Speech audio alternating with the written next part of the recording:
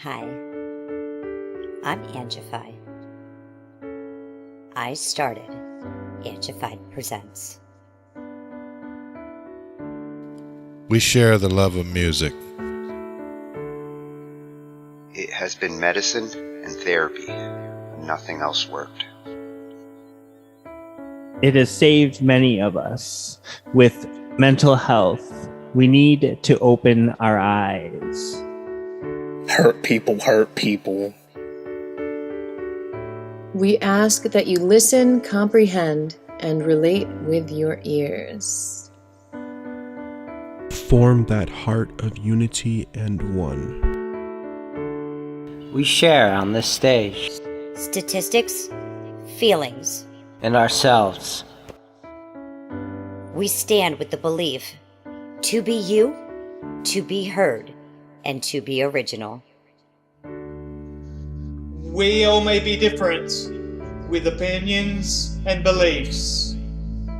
At the end of the day, we are all brothers and sisters. We are family. We ask that you join us in a magical journey with artists from around the world. Open your minds, let in the love, and listen with your hearts. We all want a better tomorrow. Be one. Communicate and look out for one another. And then, and only then, will you find the world. We will find peace in all the world. You'll find the world. And you will find in this shining world.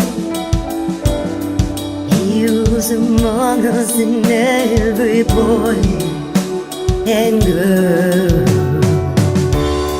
Many have been broken, red hearts turn black. Love will melt the ice and turn it back, and you will find the world. You will find the world. You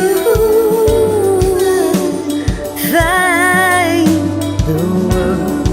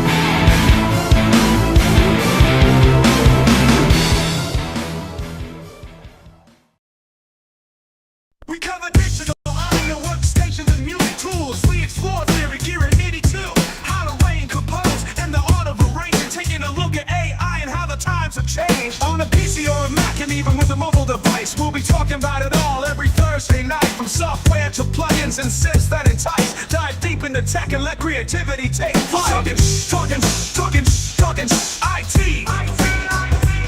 We're talking IT.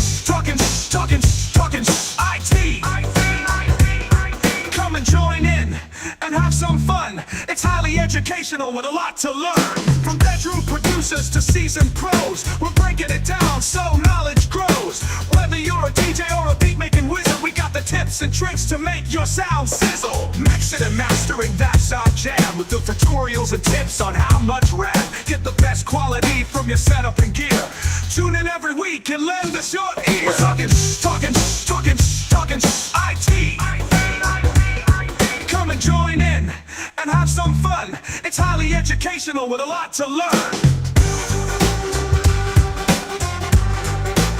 We're talking IT. We're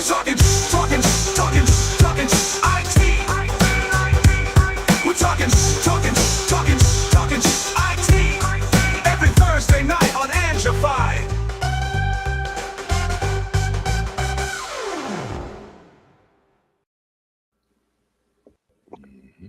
Every Thursday night on Angified. We're Right back. Right here. Every time. How you doing? I'm doing good. Right. The weather's finally settling down and halfway through this month. I can't wait for spring. Yeah. I just heard that we're getting snow this weekend. So I guess we're getting another foot on top of You're everything. You're getting it. I've been lucky as hell up here. It's all been hitting us instead, but whatever. We get around it.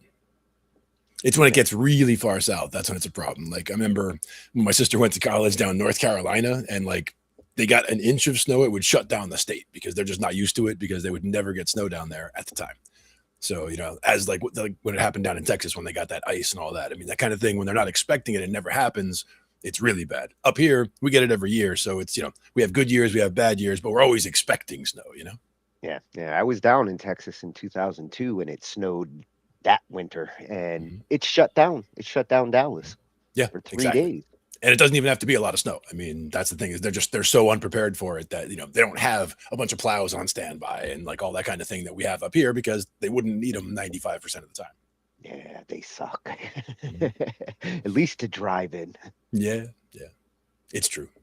Well, let's see what we got for the news this week. You know, we've been starting with news since the beginning of the year, and each week there's been big news in different places. And again, we got a big one that is definitely going to be news. Hey, where are we? There we are.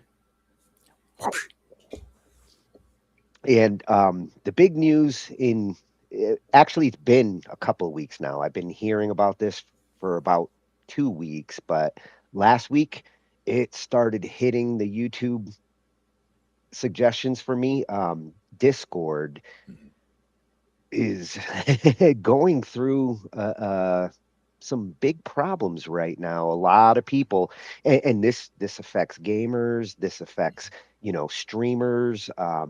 Discord has become a very popular chat, kind of like your own built-in website solution. It's a community, yeah. Yeah, and they have been like the de facto go-to for a lot of this, and for gamers. I mean, every gamer out there probably is using Discord to be able to talk to the people that they play with, and Discord's following what I'm seeing a lot of platforms starting to talk about. You know, last year we saw legislation on ID verifications on the internet, and it started with talks from Google and some of the other big platforms. You know, they want to be able to tell when a kid's logged in, and legit reasons they want to know whether they're serving content to underage or not. But as we've seen from the legislation and from how some of these platforms are approaching it, uh, good intentions are not necessarily going to pave the solution that they're looking for. Um, Discord is seeing a mass exodus. Over the last week, I've seen hundreds of channels all saying the same thing. I'm gone. I'm done. I'm looking for Discord alternatives. And I was almost going to go with that for the video tonight, the alternatives. But I was more curious as to what's their response to these users saying, like, this is not acceptable. They're against the idea of having to verify themselves to utilize the Discord community. And I understand from both sides there why there's this friction. But I'm really curious as to how Discord's going to explain themselves in a way that these people might change their minds about leaving. Yeah. I mean, I've used Discord with dozens of different servers with different games over the years. So, I mean, I've still got all these different connections that I never look at all. But, I should just disconnect the servers that I don't look at anymore. But I'm lazy like that. Well, and all the time that you've used it, did you ever run across a channel or content that you felt like, this kid should not have access to this channel or this? Well, the thing is, it's all, like you said, it's all private communities essentially. So it's not just random anybody browsing around, running across your stuff there. It's basically you invite people to the channel, to the server, I should say, and then they have access to the server. And then there are sub channels from there where it can still be regulated who can have access to what. So whether it's different, whether it's content for various reasons, or whether it's, if you have a group getting together for a group project or something, maybe only they have access to that channel. So it doesn't have to be, channels segregated specifically for age reasons, but there's tons of reasons why you would want to have access, specific channels for different reasons. Yeah. And when it comes to the private channels and that approach, then I guess the responsibility falls on the channel holder and correct, and how they police their content, who they allow in. If you do have a public channel, you really should kind of follow the same kind of rules that you would if you were on television or even with YouTube. Like, there's certain things you should not do or should not say if you're going to allow public access, because you can't control who's coming. Now, with video games, a lot of times, I mean, there is no verification. Like, I'm playing with somebody else on there, named whoever, like, who knows, right? Like, it could be anyone of any age. The main thing is that, the requirement that we would have in the groups that I would get together with would be things like, if you're in here with us, you're acting like an adult is the important thing. Like, if you can handle yourself like an adult, then you're welcome here. And, it's fine. And, whether you're on the voice chat or whether you're not, doesn't matter. You have access to the channels, and we have channels that are posted. Like, some of them are posted with a warning. Like, if there is mature content specifically, like there'd be a channel that is going to be all swearing and all, bitching about this, that, and the other thing. It might be listed as, that, so that somebody would know to steer clear of there if they were offended by that sort of thing. Yeah. And I'm cool with kids that act like adults, but I hate adults that act like kids, Yeah, especially on the internet.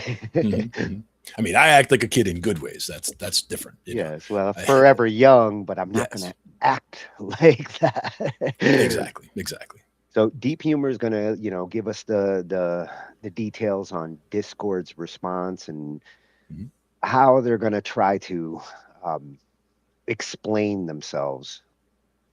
And as a follow-up, I wanted to include this one because Brianna Perez, she hits on certain points I really agree with here. And ever since I heard about, like, these new legislations to force platforms to verify ID, how they do it, where they're doing it specifically, and whether it's going to accomplish what they're looking for. She hits on some good points about, like, they're kind of going into the wrong areas to do this. They're actually ignoring where the big problems are. And she's going to talk a little bit about her feelings on, whether this can work. One thing that one feeling that I have just on the whole thing is if you're anonymous online, it's easy. Like some people, they are anonymous, so they feel like they can say things that are, whether it's bullying or threatening or whatever, and they feel like the protection of being anonymous, protects them from that, and therefore, play a platform that requires you to verify who you are.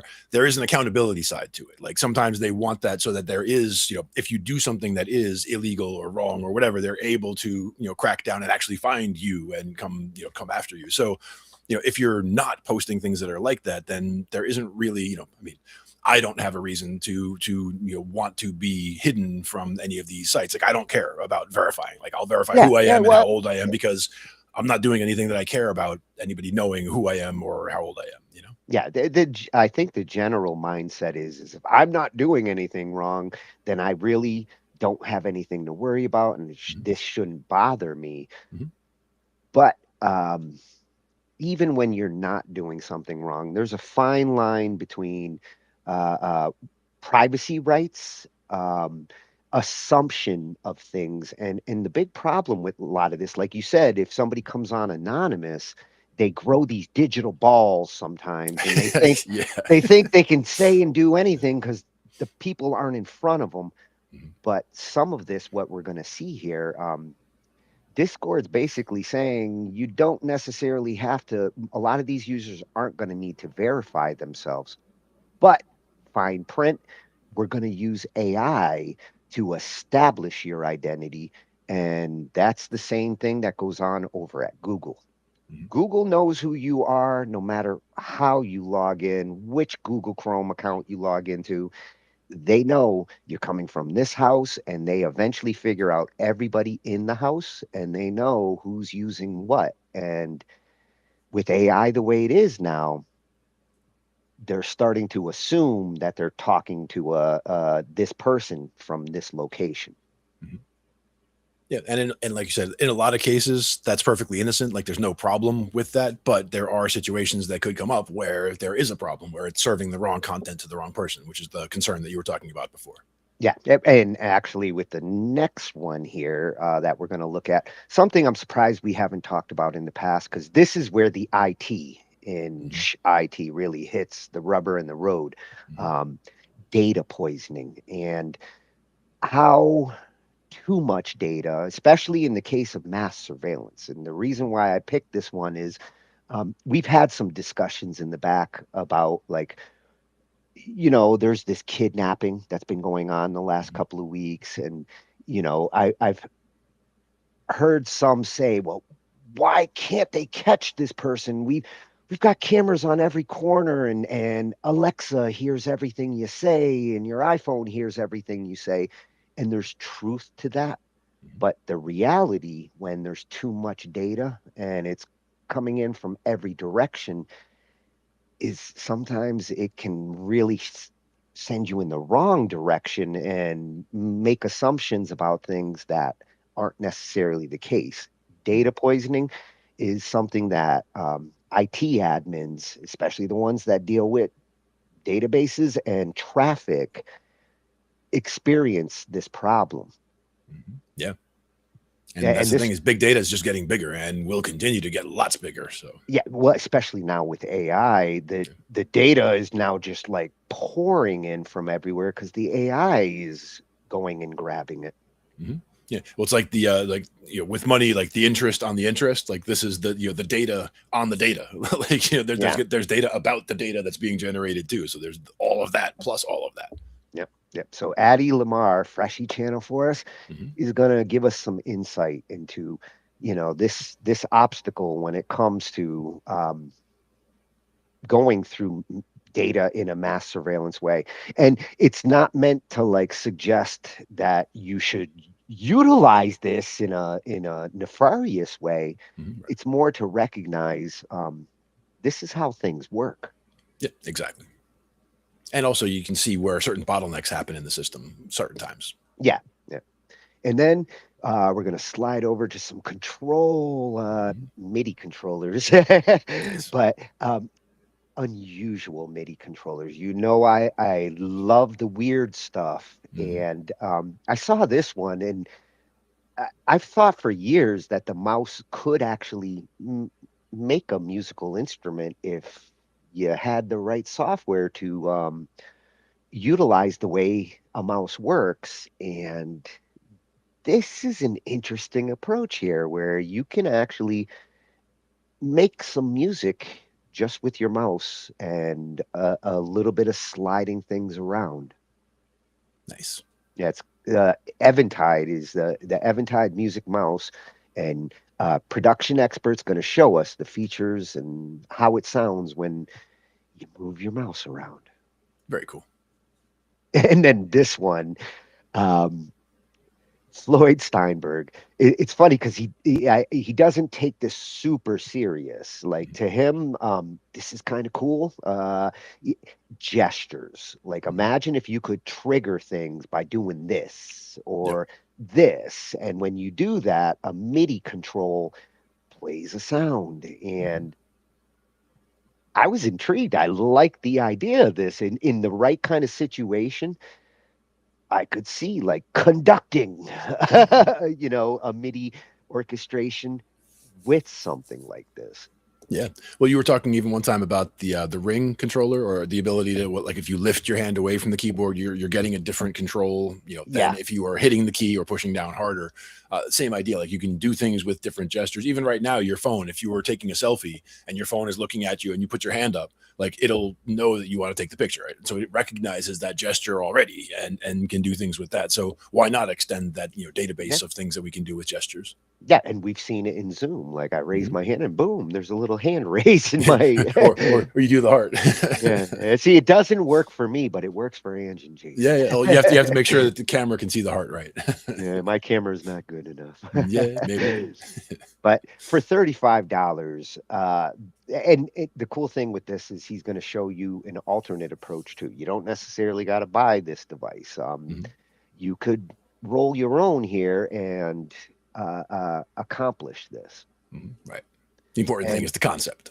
Yeah, yeah. And then to finish things off, we've talked about a bunch of different DAWs, and we've seen some big news with the DAWs over the last month. Reaper is the one that I keep finding myself suggesting to new musicians, ones who are like, I'm getting off of BandLab and I want to actually use my own DAW. What's a good one? Regardless of whether you're on Mac or Windows, and hell, if you are on Linux, the reason why I'm really looking at this a lot more right now, like I'm trying to wean myself off of Windows. I do not want to go with Windows 12. And the most exciting thing I've seen over the last couple of months, we saw a little of that last week with the controller, the Steam Deck that this guy he ran Reaper using Windows plugins on a Linux platform. And up until recently, that was kind of impossible without latency. But the emulation that's going on in Linux now is getting so good. We're moving away from Wine, and they're starting to get emulation that's almost native. In some cases, some of this runs better under Linux with a lightweight DAW like Reaper than it does under the Windows machine. So the one thing that has kept me from going Linux with Reaper is the VST plugins. They're made for Windows and they're made for Mac. They're not made for Linux. The only way you can get them over there is to go through this emulation layer. Yep. And that's the trick. And as far as the choice of DAW, on the Linux side, you don't have the same options that you do. Mac, it's Logic or Pro Tools for me. Windows, Cakewalk, Cubase, Reaper. Yes, Pro Tools is on the Windows side, but I would never get a Windows machine to run Pro Tools. I would get a Mac if I'm going to do Pro Tools. It's just so much better over there. But in the case of Reaper, it's seamless across all the operating systems. The plugins is the only difference. Yeah, and that's the trick. Is for a lot of people, that's a complete game changer. Like, whether you can use the plugins or not makes the big difference. The reason why I haven't converted to Reaper yet was because I needed to get over this last hump, and what we've seen in the last couple of weeks, it's very possible. Mad Cracker came in last night and let me know on the chat that he got his Chromebook to multi-boot. He put Linux on his Chromebook. He got Reaper working on it. You're a champ, Cracker. Nice. Well done. Did you ever know that you're my hero? Very cool. Yeah, well, hearing, Chromebooks, they're very cost efficient. They could be useful machines, but I don't really want to run Chrome. Running Linux under it, especially if I can bring in software like this to use with it, for the price that you get those for, I mean, you can get a decent little music machine that way. Sure. So not a bad way to do it. URM Academy is going to give us the compelling reason why Reaper is taking over the industry. I really like that he was not a Reaper guy, and he's been at it for decades. And like me, he went to certain DAWs in the 2000s because of their offerings. But in the last 4 or 5 years, Reaper has kind of taken over in a lot of music making, especially in the metal music side. And he's a metalhead, just like our resident Jason. Yep.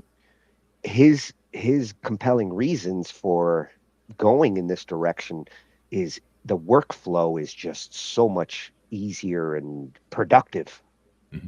Exactly. And you see somebody who's really familiar with the DAW just kind of cranking through their project. I mean, it looks very fast, very intuitive. And once you get down what you're trying to do, you should be able to fly through it pretty easily. Yeah. The biggest selling point for me over the last couple of years is watching Jason. Exactly. His workflow with it, it's like, I can't believe he did that fast. Yep, exactly. That's what I'm talking about. Yeah. I want to speed up my workflow and not compromise on anything. Exactly. So to get started, let's see what's up with this Discord situation. I mean, some of you may have already gone and seen the news, and you might have even gotten a message on your Discord saying like, hey, we need you to verify for these channels that you're accessing on Discord. You might be wondering why. My biggest question is actually why now? Why didn't you do this years ago? I mean, I think the momentum that's going on here, it's not just a Discord thing. It's the entire internet seems to be going down this road. Yeah. And again, there are reasons to not allow anonymity. I mean, like you said, people, when they're anonymous, they act differently than they would if everyone knows who they are. And it doesn't mean that you can't have, another alias or whatever online. You could have a character name that you have an account for, and that character speaks, online. And, that doesn't necessarily mean it links back to you. But if that character says something that does need to be tracked down by law enforcement, they should have a way of getting to where you are. And that's where I see a good reason for that. Like, it doesn't have to show my full name and address to everybody who's out there, but the platform should know who I am in order to be able to enforce. That's what I'm talking about. You're right. And here's the biggest counter argument, that the people who don't want to do this, they don't trust Discord with their private information. Sure. If I got to send a copy of my license and I've got to do these things to verify myself, and they're going to store it on their servers, Discord's already been hacked a bunch of times. Data breaches, private information has been stolen from their servers numerous times. So to me, though, the thing is that all that information, like you talked about before, Google knows everything about everything already. So like none of the information that you're talking about isn't out there. Even Google will get hacked, is what I'm saying. Like that information. Even Google will, your privacy information that, hey, I trust Google as a company to possibly protect my data, but there's no guarantees. Right. I I'm just would saying that trust there's Google more than I would trust Discord with my picture of my license. yes, but at the same time, my point is that the idea of private data is almost a silly idea at this point. Like there's really no such thing as privacy. I mean, everything is out there, everything is known. So Yeah, it's but kind of like there are things you don't want to broadcast for sure. Like you we don't want to can't broadcast your social security number, your license number, things like that. But it's not like people couldn't find out if they wanted to. we can't just throw our hands up and say surrender because yes, there's always a way things can get compromised. We have to at least take some stands on when you do your taxes every year, you have to send sensitive information and all these things, especially now over the internet. Yeah. You want to make sure that the tunnel you're using and the places you're sending it to, that data goes from your computer to that server and nowhere else, and nothing intercepts it in between. Yep. Do Exactly. And that's the thing. you trust Discord to do that? That's the I'm question on the fence.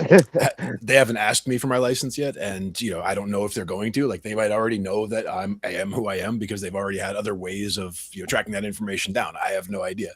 It hasn't asked me, and I've had Discord for many years now. So I don't know if this is a new change where it's going to ask me. If it does ask me and I do need to send a copy of my license, I don't think I would have a problem with that. But unless you're accessing channels where they feel age identity is necessary, if you're accessing channels or content that they feel they need to verify you, then you're going to see that pop up. And that's the thing is, again, most of what I've seen if your channels are just game channels and nothing's really going on those channels, you're probably not going to see this. But in the disclaimer now, you do want to understand they're going to use AI to figure out your age. And I know it sounds like innocent, but at the same time, if Discord does it and then this website does it, this platform does it, is this the direction we want to go? Well, again, I mean, I've never had a problem with me, the person, being, linked with any persona that I have online, because everything that I do online, I wouldn't say anything to somebody online that I wouldn't say to them face to face. And even if I don't know who they are, it doesn't matter. I'm a respectful person, and I can respect other people's opinions. We don't have to agree, but we can disagree respectfully. There's ways to do things. Well, and I'm a lot like you there. I feel like, hey, I'm not doing anything wrong. So, I only care about this from the privacy side. I only care from the direction side. Like, how is this going to affect? How's this going to affect users? How's this going to affect the internet? What kind of precedents get set doing things these ways? I'm not worried about them finding something on me, but I'm concerned with their approaches they're taking, because a company really has to prove themselves responsible when it comes to your private data. In the past, it was banks that asked you for that kind of verification, poker sites, PayPal, Coinbase. Those were legitimate sites to say, we need to verify you. We're dealing with money. Somebody could hack your account. Those platforms took some responsibility for asking for that kind of information, and they did it as secure as possible. Now we're going from banks and financial institutes asking you for this to chat servers. And again, it's slippery slope we're going down here. You could say it's slippery slope, but we could also say that it's one of those things where the momentum, as you were saying, was going more towards linking a person and their digital identity, just because everything is more and more on the internet, and more of your life is on the internet. Less and less of whatever there is about your life is private. I mean, there's almost nothing that the internet doesn't know about your life anyway. Like you were saying, they're going to use AI to figure out who you are. They can figure out who you are, what house you're in, and what you buy, what you browse on, they know everything about you. So why we're so concerned about sending one piece of information in, to me, is a little bit odd, but that's just me. It's not just the internet. Do you have a real ID or just a license? I believe it's the Real ID. I'm not even sure. I think I You got the have new a- one. I got the new one just a couple of years ago. I have a passport, but it's expired. So I think I was able to use a passport as additional points of ID, even if it's expired, for getting the Real ID. If that's what happened. And you know, I had to renew my license last week, and I had to decide whether I was going to get the Real ID and spend $85 to renew or $65 for the license. And once I found out the Real ID is not going to help me to go to Canada when I go to visit my parents, I still need a passport to cross the Canadian border. And as far as flying around, yes, there was a moment where you needed to have a Real ID, but they pulled back on that, and you pay an extra $35 on your flight now for verification. But in the future, if something like the Real ID helps you to not have to go through this crap on Discord or something else, because your Real ID you can link and associate in a way where you don't have to send it over the internet to do your verification process, then maybe there could be some benefit there to having something like that. Maybe you can avoid your online verification process if you do have something that can make it easier for you offline. Mm-hmm. Let's see what they say. I'm hoping that they come up with better solutions than just, especially what they're asking here is kids to verify. And it's one thing to ask adults to do it, or parents to do it for the kids, but to have the kids sending their personal information, that's a no-no on my book. Oh, right. And what kind of personal information is the kid going to have? I mean, kids don't always have a license or an ID or a student ID or anything that's going to help Discord, know who they are. So, I mean, we'll have to see how what they say about the approach. In the old days, they assumed if you had a credit card number that you're 18 or older, and even that's not the case anymore. So it's going to be an interesting time to live in. This year, we are definitely going down this verification road. The internet's changing in 2026. Yep. So at Deep Humor is the one who actually, of the hundreds of videos that I came across about like all the pissed off people like, fuck you, Discord, I'm out of here. Deep Humor actually did give me the video I was looking for. The response to Discord after hearing, like, I want to say tens of thousands, possibly hundreds of thousands of users who said, no, Discord, I am going to go somewhere else if you do this. And this is essentially their response after the reaction. Alrighty, let's see.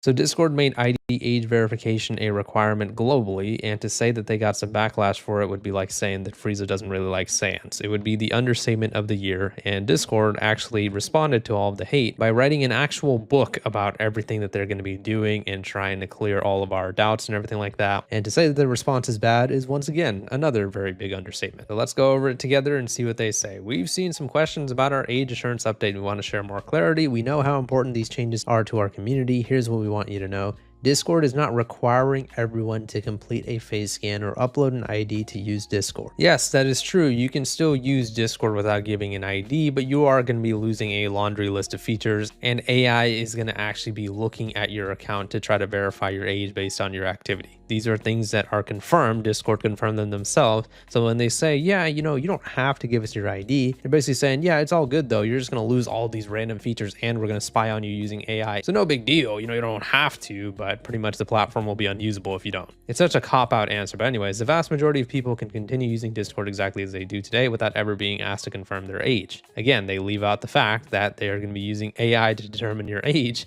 if you don't hand over an ID. You need to be an adult to access age-restricted experiences such as age-restricted servers and channels, or to modify certain safety settings. For the majority of adult users, we will be able to confirm your age group using information we already have. We use age prediction to determine with high confidence, this is bullshit by the way, when a user is an adult. This allows many adults to access age-appropriate features without completing an explicit age check. So once again, I actually went over this in my last Discord video of the age prediction model that they're talking about. So essentially, they're going to be doing the exact same thing as YouTube. When YouTube made age verification a requirement on their platform too, they also said that they're going to be using AI to determine the age of their users. However, it gets the age of their users wrong all the time. Here's an example of somebody who literally joined YouTube in November of 2006, meaning their account is 19 years old, soon to be 20 years old, and they still got marked as under 18. The account itself is older than 18, but they think the person using the account is under 18. Makes 0 sense. And as we've talked about before, and as you guys know, YouTube has a huge hard-on for AI, so I'm sure they have the best AI systems out there. Discord is probably going to be using something similar, meaning it will be wrong. And also just the idea of some AI system spying on you when you're going on Discord rooms or playing certain games and stuff like that, and that's what's going to be used to determine your age. That doesn't give me a lot of mental clarity of like whether I want to keep using Discord or not. If anything, that makes me want to leave the platform. When additional confirmation is required, we offer multiple privacy-forward options through trusted partners. Oh, really? Yeah, those same trusted partners that got everything leaked, right? I don't know if they think that we're like Dory from Finding Nemo or something where we have like short-term memory loss, but you know, we still remember the 70,000 government ID photos getting hacked by your third-party vendor that you claim is super trusted, right?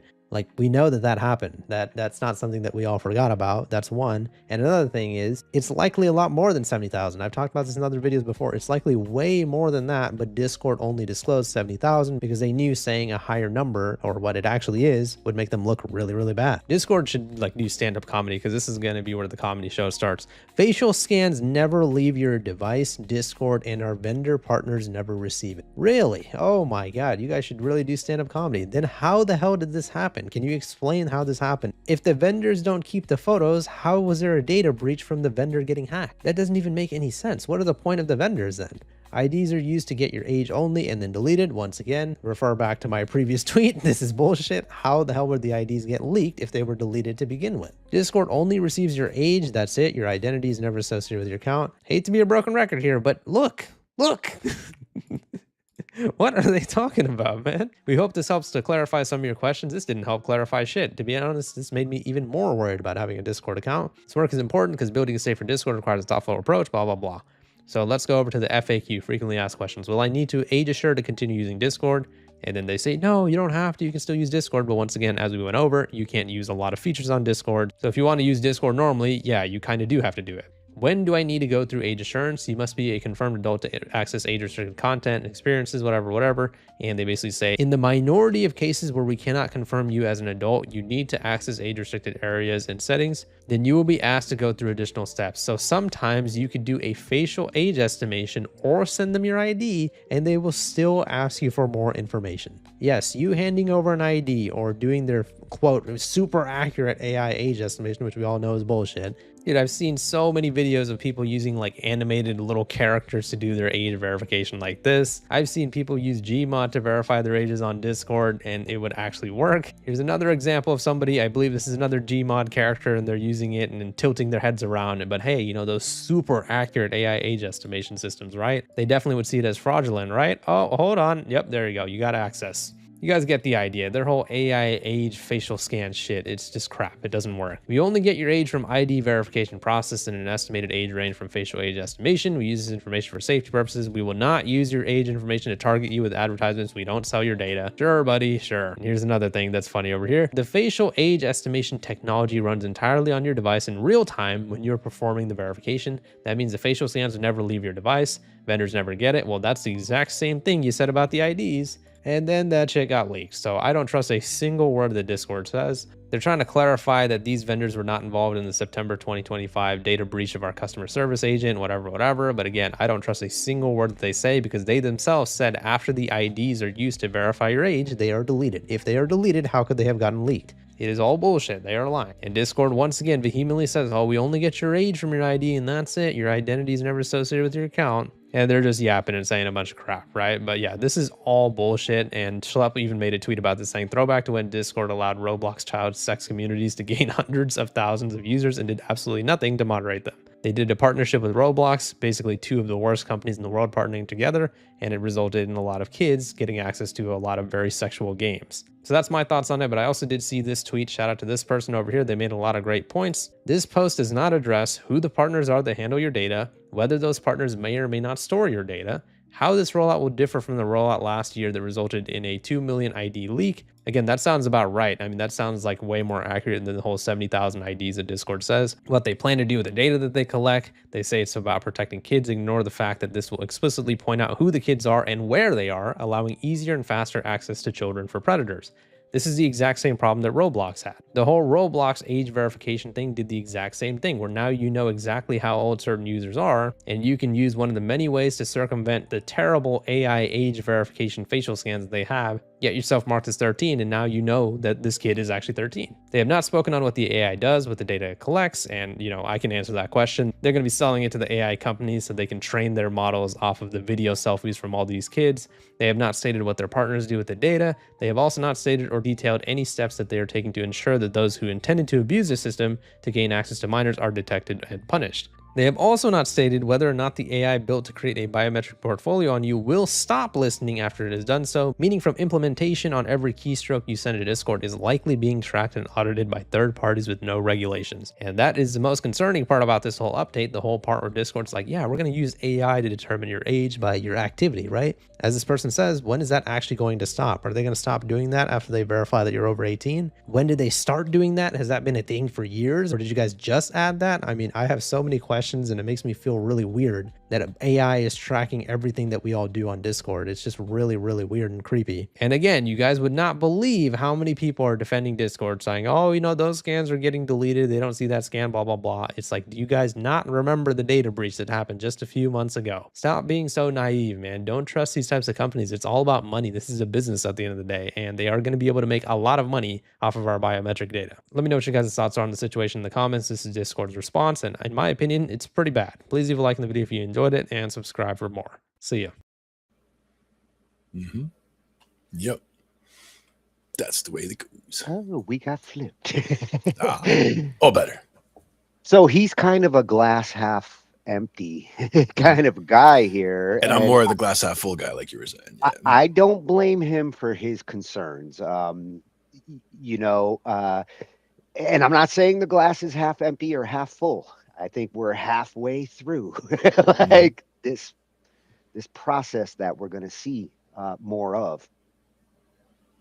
Yeah. And again, the whole associating your digital footprint with your physical footprint is something that is just, going to be more of a thing going forward. It's you're being tracked, but you're being tracked for multiple reasons, that some that are good, some that are bad, but there's no not getting tracked really at this point. Yes, you're right.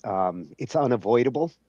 But how do you feel about the idea of like biometrical portfolios where AI is watching what you do on Discord, watching what you do on Google, watching what you do everywhere? And if it's taking facial scans, because these cameras don't turn off unless you tape them, if you're getting a biometrical portfolio in the future being generated, it's possible everything about you, fingerprints, anything that they could use to identify you in the future can and will be used. Hopefully not against you. And that's the thing is, the fact that we're talking about it and the fact that, we're talking about if they're going to start doing these things are already done. Like it's not like they're starting to, like they're starting to talk about it, but these things, like AIs have been watching everything all along. The algorithms that feed you your YouTube content for years have been watching every keystroke that you do to, like, when you're searching to see what they can feed you next. I mean, all of these things, like, we're talking about it more now, but to see it as like this big change that's coming up is not really it at all. Like, it's all been happening. It's just that we're more talking about the direction that it's going in. And most people have noticed. Most people have noticed that if they search for something or reference something, and in some cases, literally just say something out loud, and then all of a sudden, Google ads are targeting something you said. So most people are aware that they are being watched. Well, not only that, but some people have actually found out that they were pregnant by all of a sudden they're getting ads popping up for like cribs and things because Oh, the internet damn. knew. Did you get a sneak peek at the data poisoning video? Is that where we're going? Well, yeah, you're not far off there. This is what we're talking about. How the assumptions and the data collecting. It's like when they say Google knows you better than you know yourself. Yeah. They're not bullshitting at this point. Mhm. Exactly. And that's the thing is, the internet and the algorithms really do know you, whether you're an active searcher or whether you're very passive in your content and you just click on things that you like when they come to you. Still, it knows what you looked at, what you didn't look at, what you spent time on screen, what you scrolled right past. I mean, it knows all of that and it factors all of that in. And in the case of what he was talking about, where a Google account that's been active for 19 years, and Google wasn't sure that the person using it is actually the person who created that account. If that AI is looking at user habits and what the user does, what the user says, where the user goes, they can pretty much establish that this is not the person who was originally using this account. This activity is different. Maybe there's a kid logging into their parents' account on Windows and using their Chrome, and now that account is confused because it doesn't know whether it's dealing with the child or the parent.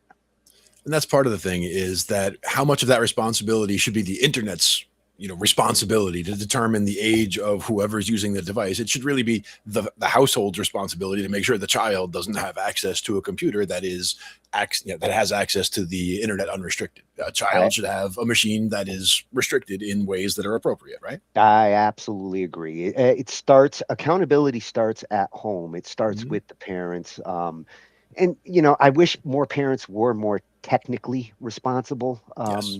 These days, but because they have to ask the kids for help on how to, whether it's, it used to be to set the time on the VCR or whatever, but it's, they need help with their phone. They need help with this. If they needed help with a password, like they're not going to be locking their kids out of a system. The kids are going to be locking them out. Yeah, that's the irony of today's situation. Technology moves so fast that we do have a generation of adults who had kids, didn't keep up with the technology, and the kids grew into the technology faster than the adults did. Pro tip, if you go over to the Wi-Fi router and you just unplug the power for a second, the family comes running. Oh, yeah. So you need a family meeting, unplug that Wi-Fi router, and you'll have everyone's attention immediately. That's the quickest way to get everybody yelling in the house. They'll be yelling, but you'll have their attention. Well, I think this is something we're going to see more and more of over the next couple of months. This is another topic that's not going away anytime soon.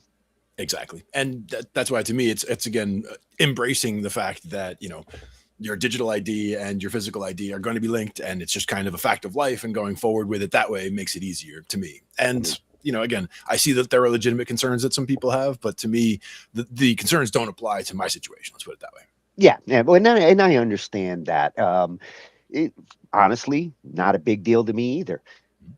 My niece's nephew, kids using things, my sister's two kids, how they deal with the internet. It's more indirectly a concern for me.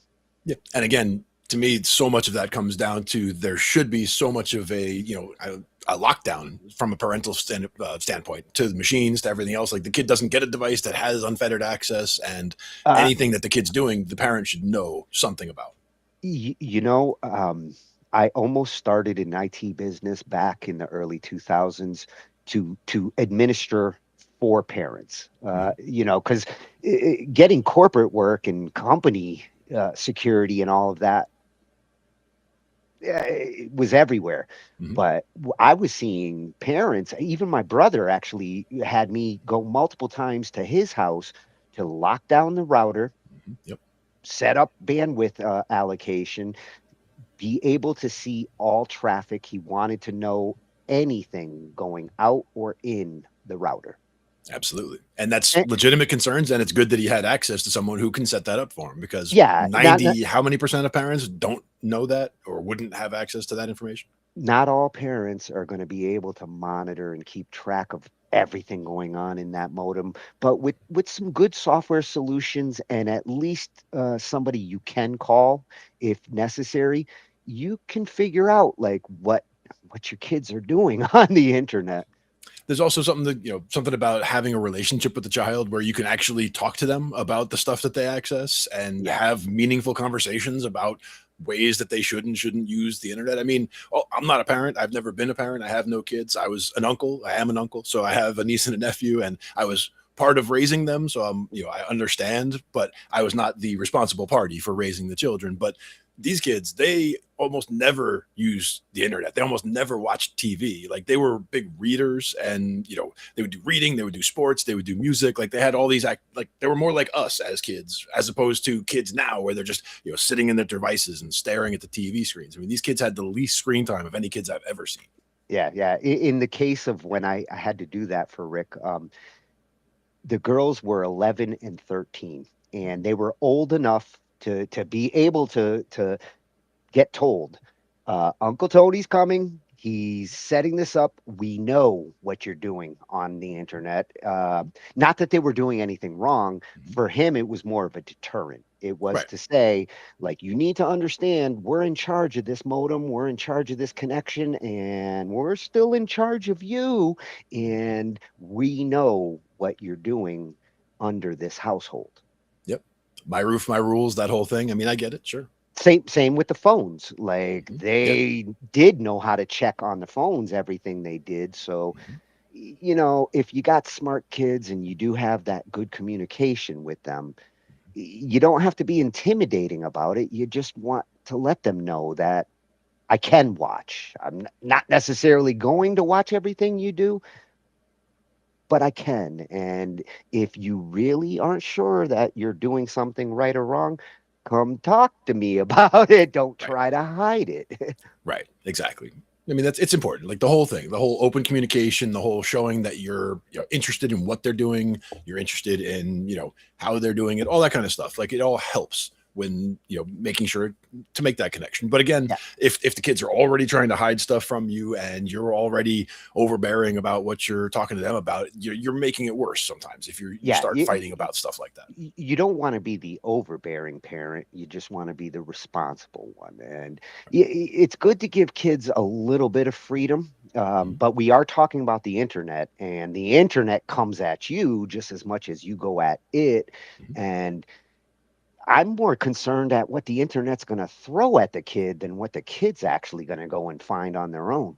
Exactly. And that's why the important thing, like, they don't understand that it's, when we say it's for their protection, like, they hear that all the time. They hate that. Kids, they hate to hear that, oh, it's for your protection, it's for your own good, it's because we say so, whatever. Like, they hate all of those answers. But at the same time, to tell them that, it's less about what you're doing on the internet, but more about, like you said, what the internet is going to send your way based on what you do. Because the internet is assuming what what your age is, or what you want to see, or what you're looking for. And it may get that very wrong and, send you content that you don't want. Yeah, oh, it will. Be glad we're not back in the 90s, because them pop-ups, man, I saw things I can never unsee. Oh, and what, flash text on the wall, on the websites. Yeah, good times. Yeah, some of them animated GIFs. Yeah. Oh, terrible. At Deep Humor, great topic here, and videos on topical topics, a freshy channel for us. Nice. This was the Discord video I wanted to see. I wanted to see what their response was, and I do feel like him, like skeptical. I know when you put out your frequently asked questions, like the way they did, they're trying to just blanket answer this. They're going to have to get more specific in order to appease some of us. Now, for some of it, like the one where he was talking about the 70,000 leak from before, and how the policy that they're looking at, or the frequently asked questions, directly says we don't keep the data.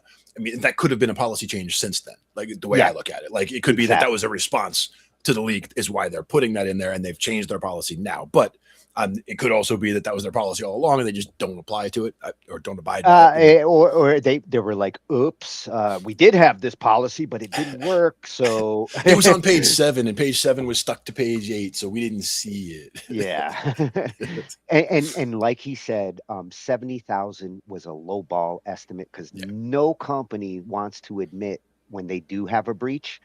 They always go down on the estimate, or it's more that they can confirm that these were the ones that were lost, but it could have been a whole lot more, but we know this many were lost. Realistically, it's more likely double to quadruple, because a lot of times when this is the case, it is at least double to quadruple. Or 10 times. I mean, Oh, in yeah, this case, yeah. 100 times almost of what we saw. If it was going to be 2 million, that's a lot of times.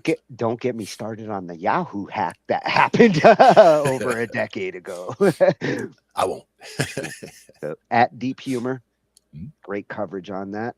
And we're going to go to Brenna Perez here. This is kind of a addendum and some counter concerns coming from a different approach on, like, her feelings are that they're not trying to fix this problem in the right place. I think she does understand, what they're trying to fix, why they're trying to fix it. But I really agree with her that, like, they're kind of going down the wrong rabbit hole, and they're taking the wrong approach here, because if they're really concerned about what they say they're concerned about, they wouldn't be taking this approach, and they would be focused on other parts of Discord than the parts that they're focused on. Mm-hmm.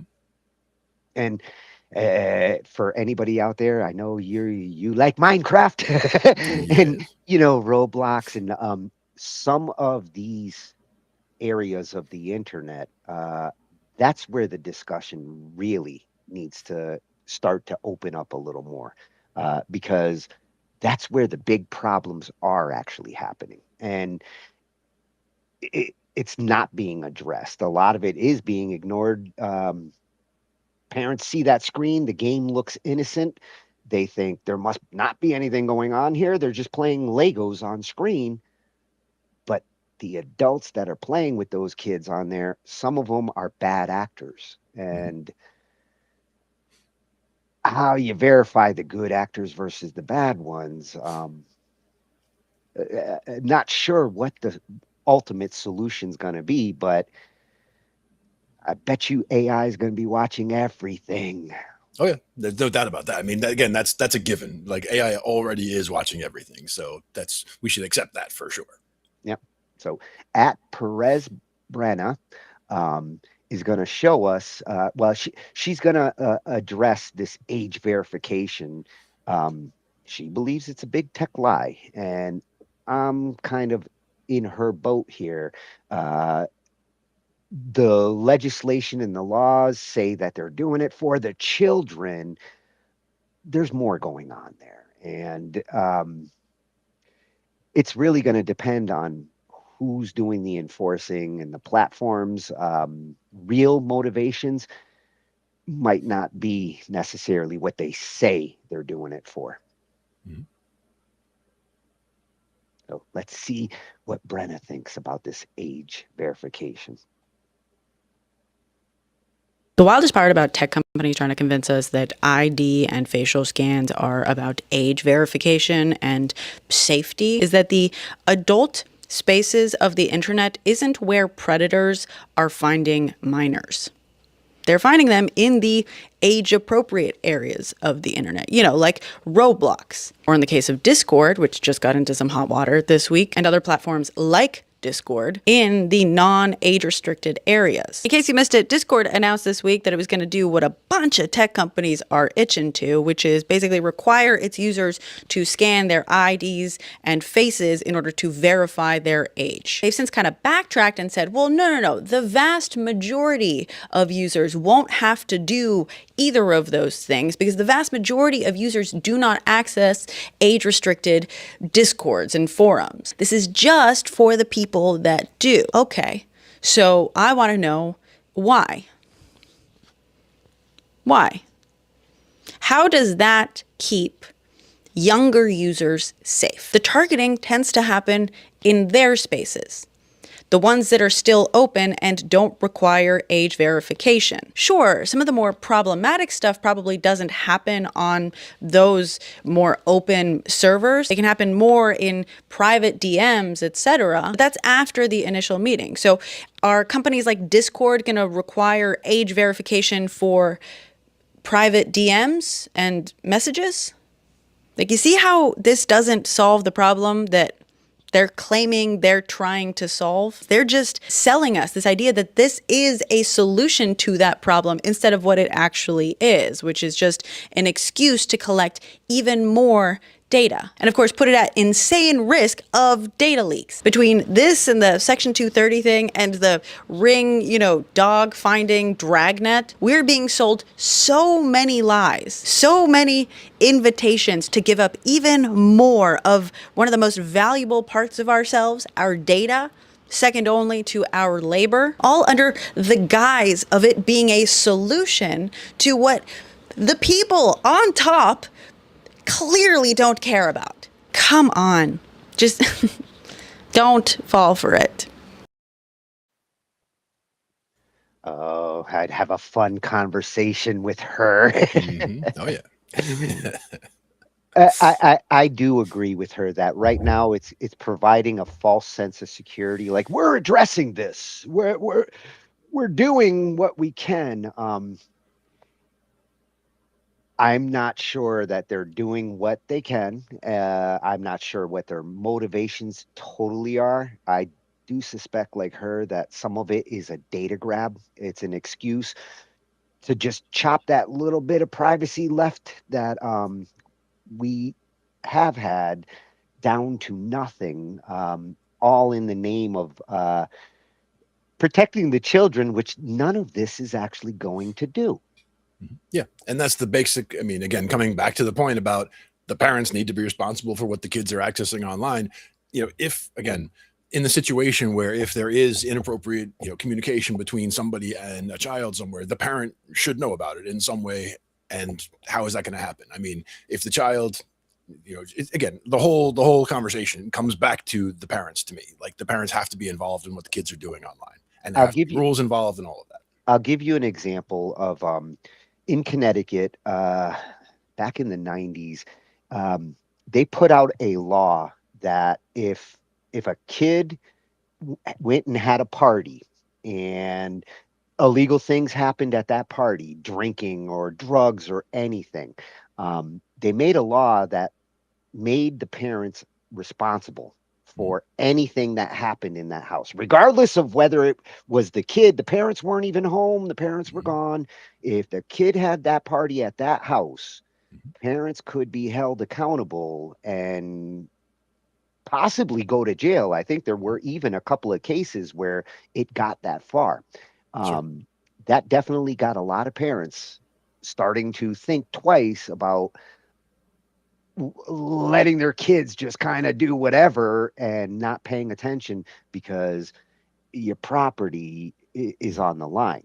Now, we're talking property in the sense of computers in a house, but if a kid does something on a computer in an adult's house, are we going to reach a point where we hold the adults responsible for what they allow their kids to do on those computers? Because they can technically break the law just like they could if they had a keg party at their house.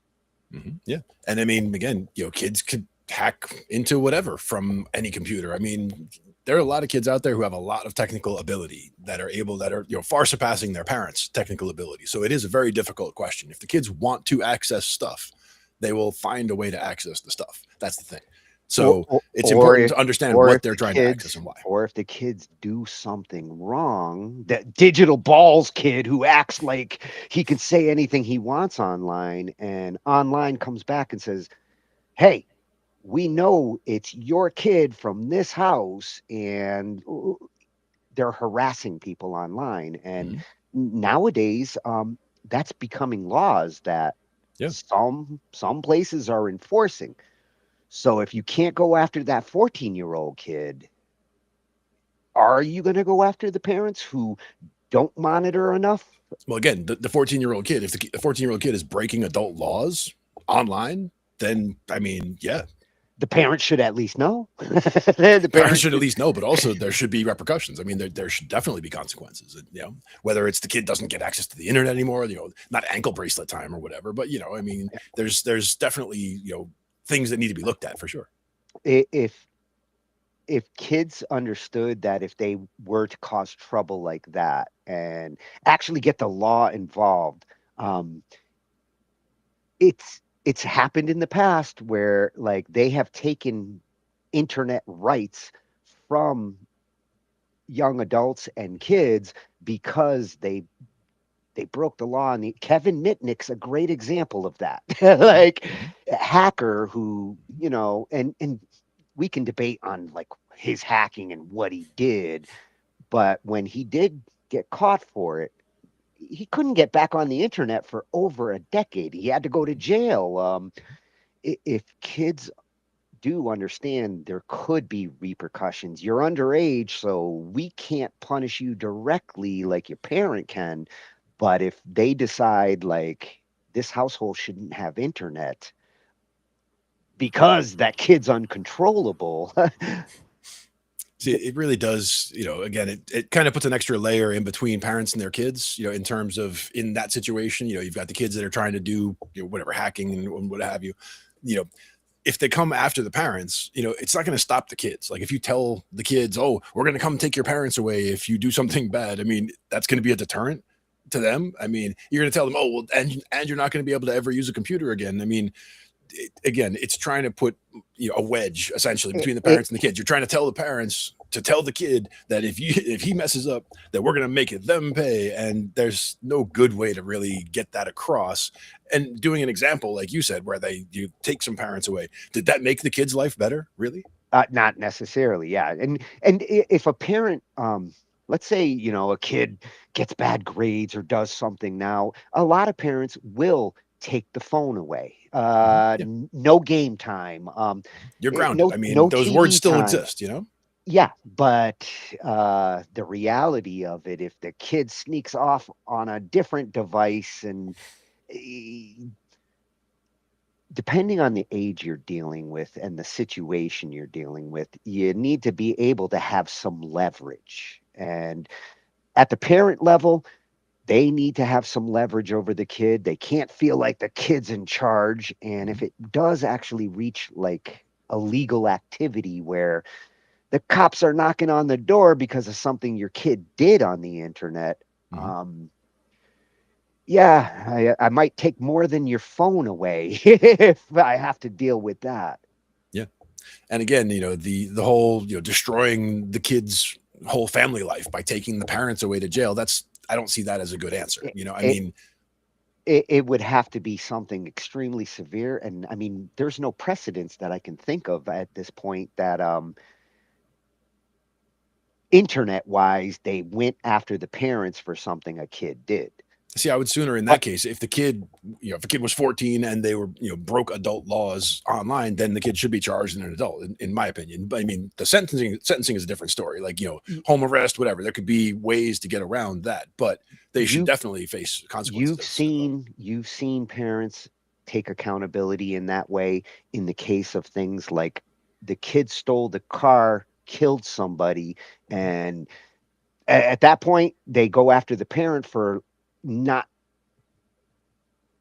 securing the car. A gun, access to a gun in a household, where can you really blame the kid if the gun wasn't in a safe and the adult didn't do their due diligence to make sure that, hey, I got a 14-year-old and he's a little rambunctious. Make sure that you lock away these things and don't get easy access to car keys. And there has been cases where, not on the internet, but just in general, kids fucking up and parents having to take the fall. Yeah, and it's rare and far, you know, few and far between for those cases, because it takes extreme cases. I mean, somebody has to die or something. Yeah, I mean, it has to be something of that magnitude for sure. Yeah. And crazy as it sounds, when it comes to the internet, there are some lawsuits going on right now in California where a mother is trying to sue Facebook and a couple of other platforms because she blames the platforms for her daughter,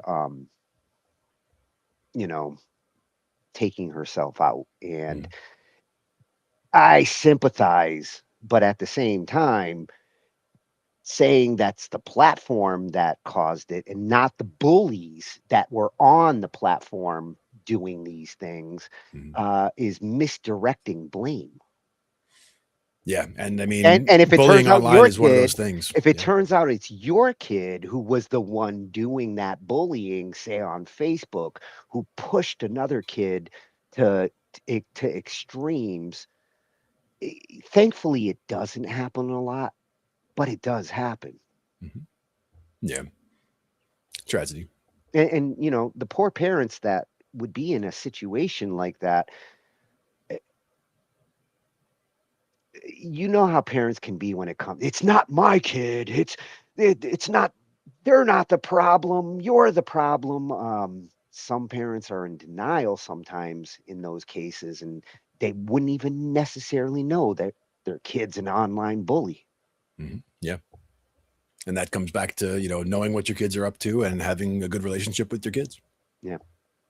And if the parents aren't going to be watching, at Perez Brenna for that one, and to go into our next one, because you kind of let in with like, my daughter's pregnant. What? This does happen, and Addie Lamar brings up a video here about, and she's got a cybersecurity business. This is where the IT really comes into our title. She covers a lot of this in her tech world, and in the case of data poisoning, uh, with surveillance and all of that, it's very likely if your kid is a bully in the future, you might have Facebook coming and telling you as a parent that, hey, we see this because we've got AI watching everything that everybody types and posts. And AI says your kid's a bully because look at these posts. Look at this activity. Um, some parents may get a rude awakening in the future as AI finds out more about their kids than they know about them. And they'll have to have some conversations about how you talk to people respectfully. And you don't grow those online balls like you were talking about and start mouthing off to random strangers. You really got to start young nowadays to get them to be responsible. 5, 6 years old, today's kid is already on a tablet, and probably going to the PC at that point. You got to start setting that kind of responsibility and not teaching at that age. You can't be going at 14, 15 and trying to establish these morals. No. It's too late at that point. Yeah. Again, yeah. So much comes back to parenting. I mean, again, I see so much of the problems that people talk about with kids today, and I look at the kids that I've seen in my life grow up, and none of them have any of those issues because they had plenty of people around, just interested in their growing up and interested in their it takes a village to raise a child, is I guess the point. And a lot of children didn't have that village raising them. Well, and they didn't have the same temptations, the same technology. Social media has changed everything from when we were kids. Today's kids deal with a lot more than I thought I dealt with a lot as a kid. Shit. But as you were mentioning, like that call from Facebook or that notification from Facebook coming to parents that are, the rude awakening that the kid's a bully. I mean, people used to get that call back when we were kids, but it would be the call from the vice principal telling them, how he was, on the playground, this and that and the other thing. So it's basically just the digital version of that, just basically saying someone is watching and there should be some repercussions if people are acting badly towards others.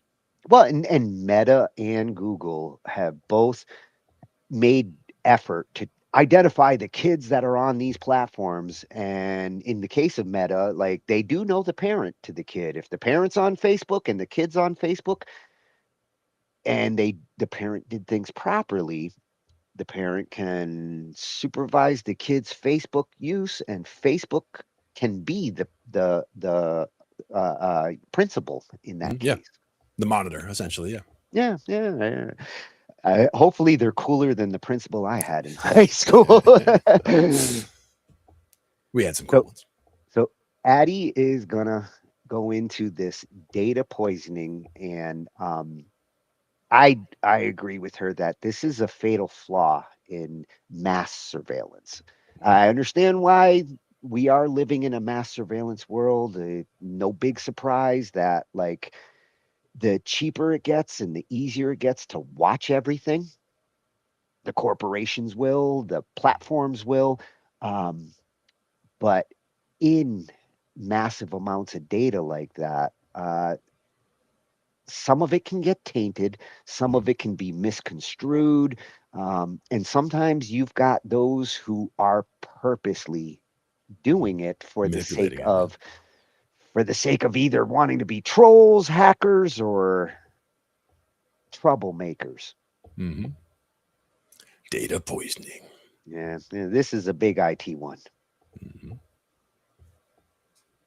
If I told you someone could guess you're pregnant, broke, or about to quit your job just from your shopping history and scroll habits, would you believe me? In this video, I'm going to show you how these prediction engines actually work and how tiny bits of poison in the data can quietly break them. Welcome back, nerds. I'm Addie. I've spent 15 years in cybersecurity, and I teach you about cyber threats before they blindside you.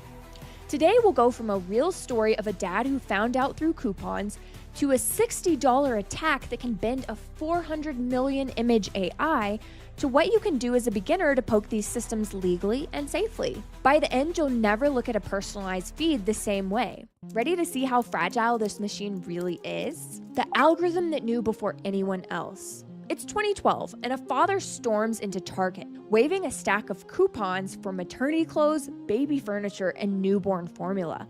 He's absolutely furious. Why are you sending this to my teenage daughter? Target apologizes, blames some automated system, and tries to calm him down. End of story, right? Wrong. 2 weeks later, the dad calls back. His demeanor has changed this time, and he says, "There were things happening in my house I didn't know about, but it looks like your system did." Target's data team had already done the math. They had built a statistical model, a kind of math engine trained on past shoppers, learned which combinations usually showed up right before someone started buying baby stuff. They had isolated around 24 product combos that screamed pregnancy statistically. Stuff like unscented lotion, vitamin and magnesium supplements, and bigger purses. There were no specific baby items yet. Instead, it was tiny shifts in normal shopping. Each shopper received a pregnancy prediction score. If they had a high enough score, the system timed ads and coupons right into that life transition window when humans are rewiring their shopping habits. A new baby means new routines, which also translates to new brand loyalty that sticks for years. With just diapers, wipes, and detergent, Target can lock in a long-term revenue stream off of a few innocent purchases. Different transition periods are some of the most expensive groups for advertisers targeting because of this desire for that brand loyalty. Here's the creepy but important part. The system inferred forward from indirect signals, and it acted on likelihood. So if algorithms can pull intimate truths out of boring errands and grocery runs, once people realize they're being watched that way, what happens when they start pushing back on the system itself? What data poisoning actually means. Here's the part that will piss off the tech broligarchy. You can mess with the watcher. In machine learning, data poisoning is a real term. It means slipping corrupted examples into training data so the model learns the wrong pattern with full confidence. Zoom that out. At a human level, it's any behavior that trains an algorithm to build the wrong story about you, or about people like you, like binge watching car videos for a week just to see if your feed freaks out. The model can't tell that you're trolling. It logs that as your new real interest. Ad platforms, recommendation feeds, search engines, and For You pages, most of them are continuous learning systems, even when nobody slaps the AI label on them. They run on a few quiet assumptions. First, your clicks reflect real interest. Next, watch time reflects real attention. Third, purchases reflect real intent. Fourth, your past behavior predicts your future behavior too. When those assumptions hold, the system feels psychic. It knows what you want before you even say it. When those assumptions break, the system becomes confidently wrong because models optimize for patterns, frequency, and what looks statistically regular. Tiny distortions sneak in as normal. They can be weird but plausible, but then those distortions get averaged into the way the system understands everyone. So you get this fragile loop. Behavior trains the model shapes what you see, and what you see shapes your behavior, around and around. Now here's the real question. If these systems are built at insane scale, slurping data from hundreds of millions of people, doesn't that scale protect it from manipulation? Or does it actually make poisoning cheaper and easier? Why bigger datasets make poisoning cheaper. Scale turns a $60 prank into an actual vulnerability. A research team looked at a massive 400 million image dataset and ran the numbers. At the time, they estimated they only needed to poison around 0.01% of it. That's tens of thousands of images in a sea of hundreds of millions. Now guess the cost to do that, with hosting and uploads included. I'll give you a second to type your guess in the comments. Shockingly, it's around $60, and that tiny sliver was enough to bend how a model behaved on specific triggers. Think about that. The model still looked normal on almost everything. Accuracy stayed high on benchmarks, but the poisoned pattern, say a certain logo or phrase, and the model slipped into wrong attacker-controlled behavior. Another team at Anthropic pushed this further with language models. They showed that dropping roughly 250 carefully written documents into a training corpus of billions was enough to reliably backdoor the model, regardless of model size. And here's why that works. Models chase statistical regularities. If something looks plausible and shows up often enough in the right context, it gets absorbed into the model's sense of how the world works. The bigger the dataset, the easier it is to hide those distortions. Nobody's hand auditing billions of web pages or images. So scale creates this nice, comforting story of robustness while also creating a gigantic shadow map full of places to tuck in poison. In plain English, people assume that there's so much data that a little bad data can't matter, but that assumption is exactly what makes small, targeted poison so easy to hide. I can't help but keep drawing parallels between the tiny fraction of poison data that can reliably corrupt a massive system and Nassim Taleb's concept of the minority rule in Skin in the Game, which is what I've been reading this week. Both scenarios illustrate how a small, non-scalable set of inputs can disproportionately dictate the behavior of an entire ecosystem. So if the math already allows silent distortion at web scale, where do you actually see this fragility show up in your everyday life? Advertising, where algorithms tell on themselves. Digital advertising runs on probabilistic identity. Trackers follow you across sites and apps and pull together a rough sketch. You probably live here, care about this, and earn about that. Behind the scenes, real-time ad exchanges auction access to that sketch in milliseconds. Advertisers buy a 0.86 chance this person is in market for noise-canceling headphones. The whole thing runs on one belief. Signal equals intent, clicks equal interest, and watch time equals desire. But remember the poisoning logic. Once bots, click farms, faked installs, and I clicked by accident behavior flood the system, the feedback loop warps. Campaigns waste their budget on clicks that don't turn into sales and engagement spikes with no revenue on the other side, which results in massively wasted ad budgets. At that point, the deeper problem is uncertainty. Nobody, and especially advertisers, know what a click means anymore. And once nobody trusts what the numbers are saying, the whole data-driven story holding this ecosystem together starts to wobble. Is it a human? Or a bot? A bored scroll? Or maybe even a poisoned signal? Advertising is one of the most fragile algorithmic ecosystems because it depends completely on behavioral honesty at scale. When that honesty dissolves, the confidence that powers the whole system collapses with it. And here's the part that matters for AI and security. If ads are just the training wheels for this kind of interference economy, what happens when the exact same corrupted logic moves from banner ads to the entire web that modern AI models train on? From ads to the web itself, model collapse. The scariest attacker most tech bros face, it's their own data, slowly rotting underneath them. We call this long-term, slow-motion poisoning model collapse. Think about it. Modern AIs are constantly refreshed on the latest from the open web, but that web is now stuffed with their own recycled, AI-written sludge. This feedback loop makes the model blander, more generic, and less connected to reality over time. But what truly raises the stakes is the intent behind data poisoning. It became a powerful tool of resistance and self-defense against surveillance and unjust prediction. The ultimate targets are the black box systems that assign risk scores with real-world power. I'm talking about predictive engines built by companies like Palantir. They take billions of seemingly innocent data points like social media connections, utility bills, public records, and create a likelihood score. A score for everything from credit eligibility to who gets granted parole. The most dangerous predictive algorithms are the ones that determine who to target, arrest, or deport. If an algorithm can pull intimate, legally sensitive truths out of grocery runs, like the example of a person who has suffered a miscarriage, then the stakes are literally life and death. So the defensive strategy is simple. Intentionally flood these systems with plausible noise. If enough members of a non-targeted group introduce false contradictory signals, like mimicking a profile they don't have but is targeted, they dissolve the model's confidence. The goal is to make the system confidently wrong when it matters most and waste time and resources. It's possible to take collective, defensive action to make the underlying data so untrustworthy that the people relying on the targeting system can no longer trust their most crucial risk scores. This is the real security story. Sometimes the attacker is an activist, using the system's dependency on clean data against it. If the whole environment is becoming one big, poisonable training set, what does that actually mean for regular humans and anyone who just wants to defend instead of just doom scroll? How you hack the matrix back. So if the whole world is one giant, poisonable training set, here's the part nobody at tech companies wants you to fully internalize. You can fight back.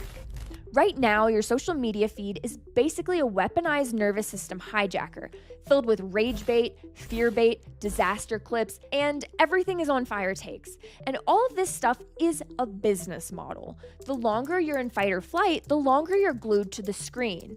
And the longer you're glued, the richer they get. Data poisoning at your level is how you start breaking that spell. Here's how it works in practice. Create a new social media account and treat it like a doorway to a different timeline.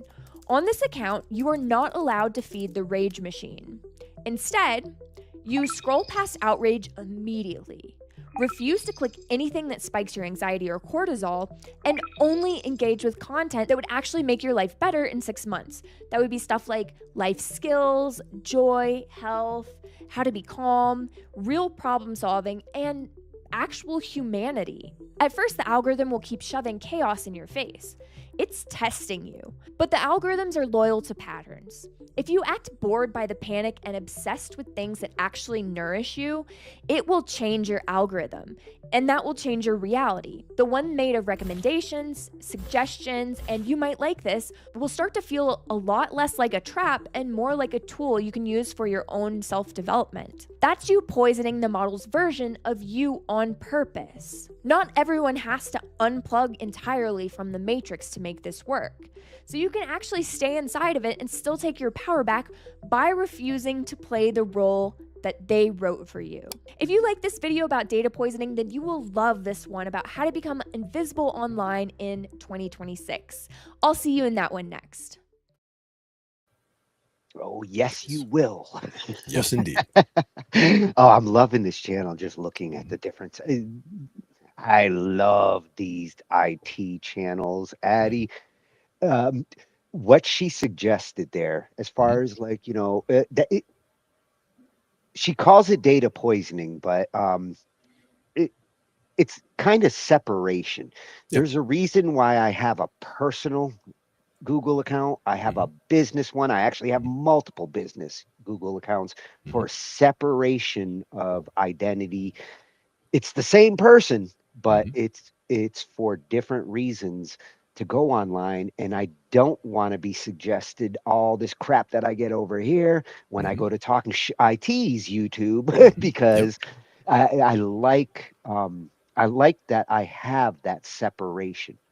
Absolutely. I mean, what I should start doing more of is separating as well, because some of my interests are very contradictory. Like, I mean, I'm very much into video games, but I'm also very much into science. And like, that's not really the same thing, right? So if I'm watching videos on science, I don't want it to be in the same feed as, the video game stuff. So if I have an Yeah. account where I'm only looking at the video game stuff and that is tied to my video game character, let's say, then that is all over there. And then that's in the feed over there. And everything I do that if I want to go look at a video for something like that, I'll go to that browser, and then this one I'll do over here. The same thing, like there, she's talking about that building the new profile. That's what we did for the Talkin Shhh I.T account to get a really good set of recommendations. Now we're getting new channels, we get recommendations. All the videos that come up are all in the exact lane that we want them to be, because the only things that we look at when we're in that account are things that are relevant to that stuff. Yeah, and what she's suggesting there is not so much that you're poisoning the data, you're Getting a clean targeting. slate. You're controlling the targeting, because the majority of this, as she mentioned, comes from marketing. The marketing analysis, the assumptions, all the assumptions that marketing algorithms make. Thankfully, Glenn is not pregnant. That's right. So, That's right. Still, although he had a feeling he might be, he knew this video was coming. yeah. I was scrolling. I was like, I'm getting an awful lot of crib recommendations now. It is interesting though how much the algorithms do know you, or know about you, and like you were saying in conversation, like you might have just had a conversation with someone on the phone and you mentioned something about a bed or whatever, and all of a sudden you get you're getting feed suggestions about sales on beds, and you're like, wait a minute, you're like, was it listening? And now that's why I got that, because otherwise that's incredibly creepy that it knew about a conversation I just had. That's where it starts to get creepy. I understand, like if I went to Google and I searched for something, now Google makes an assumption that, like she said, a click translates into interest. Yep. And when I started seeing like situations where people didn't type anything in, that they simply were either talking through instant messenger or on Zoom, or in some cases, literally just talking in a room. And this is where I start to suspect Alexa and telephones and how they use that data. When it comes to marketing, they consider that unintrusive. So we can listen on Alexa alls we want if we're just using it to market things that you might want to be marketed to you. We're trying to make your searching easier. Yeah, I still feel it's intrusive, but I do understand why they call that marketing, and how they try to make it appealing that like we know what you're looking for, or in the case of like autocorrect, we know what you really want to say. And how many times is that right? Till you keep hitting backspace and like, no, I want to say this. My favorite is there's certain words that I type in text all the time, and there's certain words that I will literally never in my life ever type in text. And the one that I will never type in my life in text is the one that keeps coming up as a suggestion, even though the last 52 times it came up, I deleted it and replaced it with this word. You still haven't learned that that's what I mean when I type that. Yeah, well, they can't market to you if, if they were watching that. So they should learn. If we are dealing in the age of AI now, and that AI gets to know you, if you're sitting there and using Chat GPT every night, like it does get to know you eventually. It gets an idea of where you're coming from. Well, that same AI, if it's like using the autocorrect in Google to learn you, then it shouldn't keep making you have to change the word. Well, that's the thing, is I've actually gone in, like I've gotten pissed off enough by stuff like that to go in and remove that word from the dictionary on the side. I was like, okay, you're not correcting that word because that word does not exist. So it's gone. And so now it does find the word that I want it to, because the word that it keeps trying to feed me, I was like, I'm never going to use that. And if I do, I can type it letter by letter and that's just fine. Yes. I don't need Webster's. I got my own dictionary. Well, that's the thing is normally for text, like some people they tap in every letter to type a text. I mean, to me, I use the swipe stuff where from when I type the word yesterday, it's like a yesterday, like you're squiggling around like from letter to letter, so it's very fast text entry, but it's something that not everybody does, and it does get it wrong a lot of the time, or you have to select from Yep. several words. I could not communicate through texting. That's all I do. I keep it short and sweet. 1, 2 words. That's Yeah. all I need to text. I mean, that's usually what I would do also. Like that's my preference, but that's because I'm just I keep it very curt. I keep it very, concise. Like if we're getting together at 6 o'clock on Tuesday, then hey, 6 o'clock Tuesday, like that's all I have to say, right? We don't have to sit there and have a whole back and forth about what I did this and that and that. It's like that's all what right. the destination is. I need 3 words there. I'm on 4. My way. Exactly. I can do it in 4 words or less. That's 3 letters, man. OMW. That's the way you do it. As long as it doesn't autocorrect and say OMG, you're going to confuse people. Yeah. Last thing is OMW is one that I send a lot. So that is one. It knows that I was anywhere. 5 min. That's a good one. 5 min, 10 min. I'm almost there. I will be RB. That's right. Well, this was a nice, freshy addition to our channels. I love cybersecurity, spent a long time in it, and today's world and looking at data at this level, she is seeing the big picture here. Yeah. I mean, I was working the last time I was working in the network operations center. I was there for about 5 years, and before that it was all tech support for decades. But it's just all, the times have changed so much even since the last time I was working in the field that, if I were to go step back in right now, it would be, everything would be similar, familiar, but there would be a lot of new stuff to have to look at for sure. I'll tell you what the big difference would be. You wouldn't be babysitting a bunch of hardware the way you used to. You'd I was in that actually transition, you'd be babysitting networks and data packets. And nowadays, the focus really is more on the traffic and not the equipment anymore. Yeah. And I was in that transition at that point, like even, a decade ago, where we had all the servers in-house. We had our own tape backups in-house, and then we were managing all of that. And then we put them all on a truck, sent them to a place that does the hosting, and they do it all there. And if a drive goes down, they're handling it. You were the tape guy too. I used to have to take the tape backups every night, put them into a nice secure suitcase, and the guy would come every morning. We trade suitcases and give us like, here's a bunch of empty tapes, here's a bunch of full tapes. Well, that's the thing is in our case, it's they're bringing us back the tapes from 2 weeks ago at that point. So you have 10 tapes on rotation, so that you're given the ones from 2 weeks ago and we're getting them back. And the idea is if this building just blows up, we have every single set of backups, nightly for the last 2 weeks, so we could always get back to a point that we needed to. Well, if I can get back to yesterday, at least get back to yesterday if the shit hit the fan in the middle of the night. Well, that's the thing. And you can get back to yesterday, but now suppose yesterday's tape got corrupted. That's why you keep, 10 days worth of tapes. Which does happen. Which does happen. Does happen. Even when you have multiple copies. But yes, we've had to deal with the actual, tape suitcase handoff and, the actual server rooms. And, I used to love the fact that the server room that I was working in most of the time was 64 degrees all day. And I got very used to that. So even 70 degrees feels too warm to me out here. So it's like 68 is my preferred at this point. Yeah, I could live with the temperature, but the fans and it's noisy. I swear, I went partially deaf because I was a server guy. Yeah, I mean those they are loud. Yes, they push a lot of air. Addie, I will be back because I love all these videos I'm seeing on the channel. Yes, indeed, good stuff. That was a nice addition. And now we're going to shift a little into controllers, and not the kind of control that we've been looking at when it comes to all this. MIDI controllers, my favorite kind of controllers. This one, when I saw the idea of this, for years, I've thought of the concept of making music with a mouse and kind of moving it around to control sound or keys.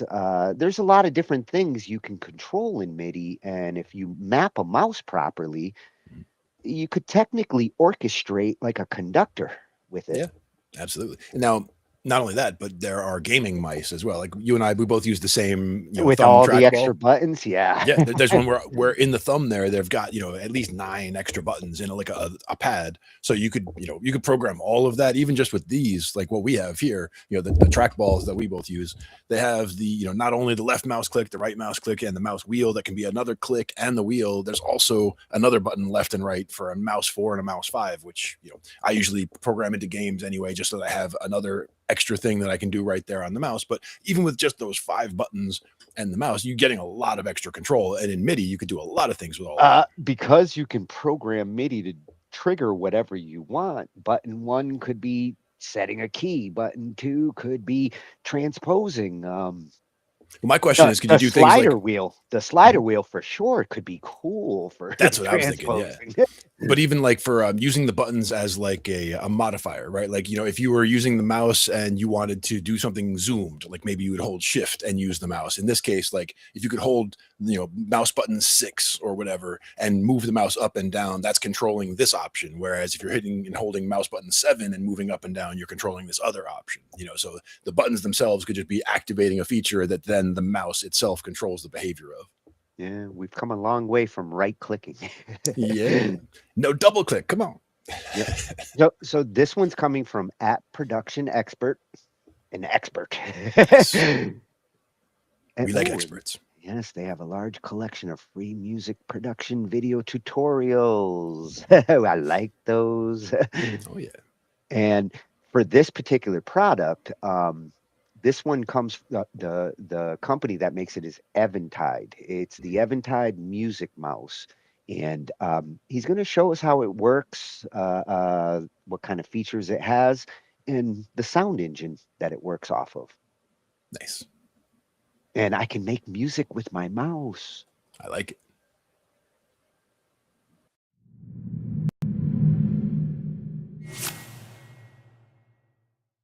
Hi, this is Luke for Production Experts, and this is Music Mouse from Eventide.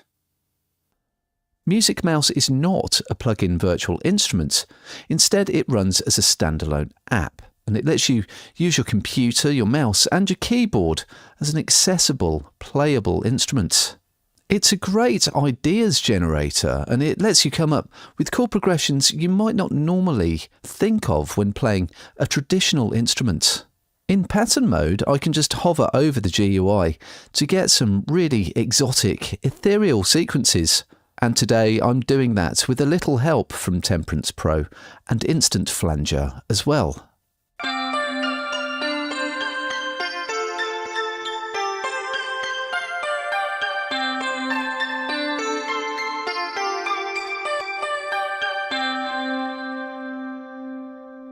So I'm using the A key to turn the sequence on or off, but without the sequence I can just hover over the grid.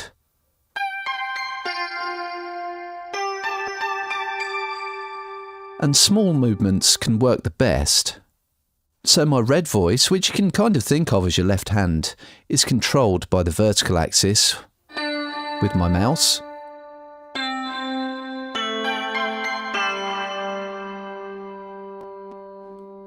Or I move the mouse sideways.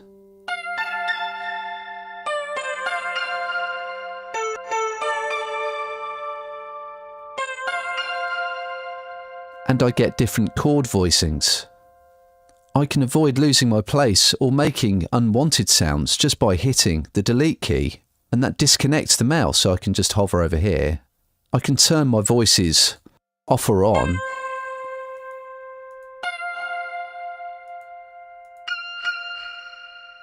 I've got different voicings. I'm finding that the chord melody voicing is giving me the best results.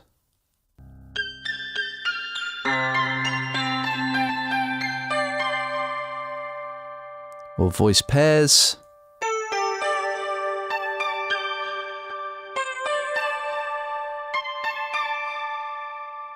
Some more going on in the vertical axis there. There's a more regular diatonic, harmony system as well to choose from. And as with all of the parameters in Music Mouse, I can toggle between them using the keys on my keyboard. And as well as the delete key to disconnect my mouse, I can also simply just press and hold my mouse button so I can move to where I want to go without making a sound, and then just let go. I'll press and hold, move again.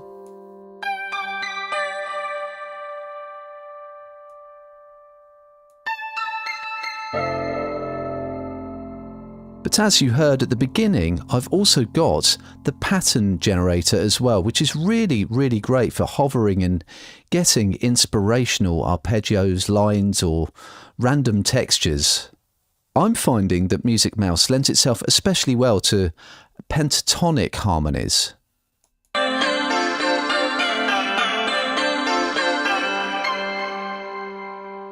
I can also use this playing ammo to trigger external instruments using its MIDI functionality, and it also supports MIDI clock sync as well. Music Mouse includes 32 classic FM style patches curated by Laurie Spiegel. I have been using this unmistakable FM flavoured quill sound, and if for a moment I just bypass my flanging and my reverb, I can run a sequence and then listen to all of those sounds, just cycle through them using my U and I keys.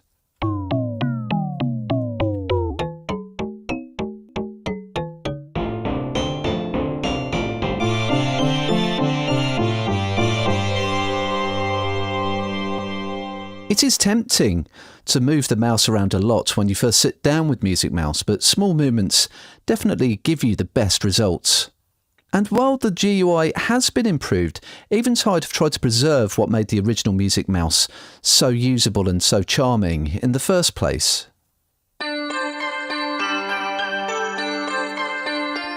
So whether it's for unexpected twists in existing mixes or fresh inspiration from the ground up, Music Mouse is the ultimate retro ideas machine for your studio.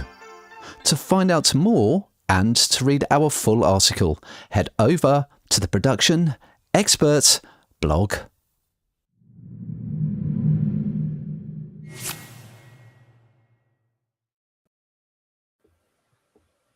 Oh, You know I love my pentatonics. And I do want to play with that. I would probably do what, like he said, at first I'd be like, I'm moving my mouse everywhere. Like, it's an instrument. I should be able to slide all over the place. But the way it's designed is good for like gentle nudges, and with different arpeggios, you could really make something useful out of that. Absolutely. And especially with, like I was saying, the, being able to hotkey certain ones. So you could have like your top, 6 or 7 or whatever different options that you want to have ready at the hotkeys, so that you can then, click and hold the mouse, move to where you want. And if you want, change the hotkey to something, and boom, there you go. I could see using that in a combination of my computer keyboard, my keyboard, and my mouse, and actually narrowing. I like how it has the keyboards on all 4 sides. I was thinking about that. The That way means the it one on visualizes it. That means the one on the right and the one on the bottom are backwards, right? Yeah, and I like that horizontal and vertical approach when it comes to. You really can't technically play something wrong if you've got everything set up right. Yeah, exactly. Especially with those pentatonics, because then there's only those 5 notes anywhere, so you're going with it. We never fuck up our pentatonics. That's right. Glenn won't have that. None of that. I thought that's a very interesting approach to a MIDI controller. Something that very different than your typical MIDI controller. And I think also, if you were to put that, like, in my case, using it on my system here, I'm on a 40-inch screen. So like for me, the small movements on the mouse, even, slightly larger movements, I'd be able to do fine with. If you're trying to do that on a phone and it's the same, the same size, you'd have a hard time, finding the D versus the D flat, you'd have a tough time with that. I think with that kind of precision, I'd most likely want to adjust my mouse sensitivity. Exactly. That's my first go-to. Till I get it exactly the comfort feel. And again, if you're not going to make large moves, like if you're not going to go from the bottom of the keyboard to the top of the keyboard, or from all the way over here to all the way over there, then you don't need, the low sensitivity where you can do the broad movements where you want it to be very sensitive. So that's a good place to go modify that. But that is one of the first things I look at with most of my games is mouse sensitivity. Like, I always have to check, vertical and horizontal to make sure that, I'm not going like zzz to try to turn around. I don't want to roll over Beethoven. I just want him to play. Yeah, exactly. You got to find the right settings for what you're doing. So yes, that's a key importance. Yep.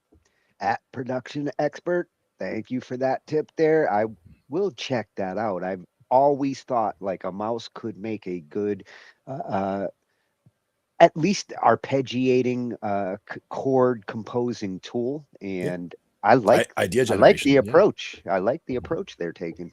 Yeah, idea generation, and it is something that you can just almost mindlessly just have your hand on the mouse and just hear things and be like, wait a minute, what was that? And you like go back to it and you hear it again. You're like, okay, and now you pick up your actual instrument and now you've got something to actually a little nugget to start building from.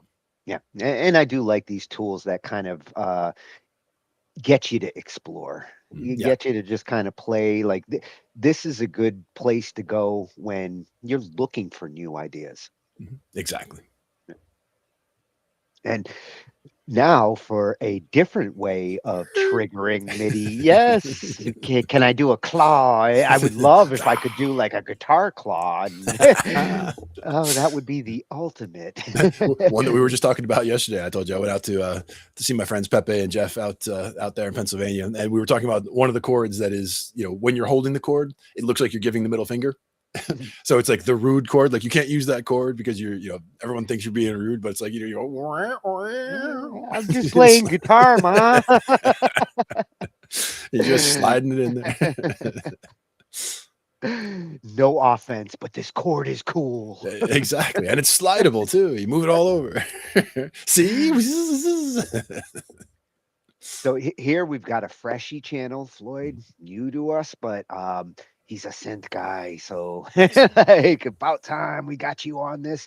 Synthesizer and computer nerd, posting synthesizer and computer related videos.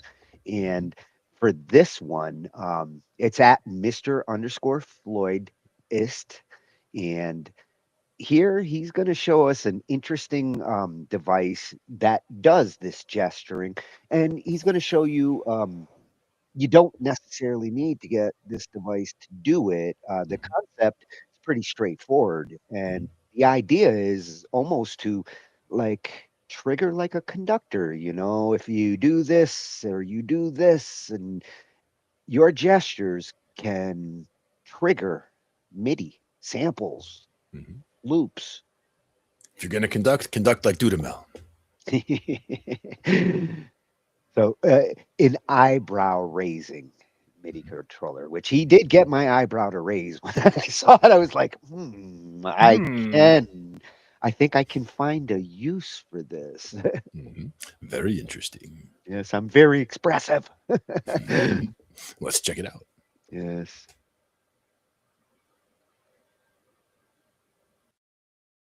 Hi, you're watching Floyd Steinberg's YouTube channel, and today, this.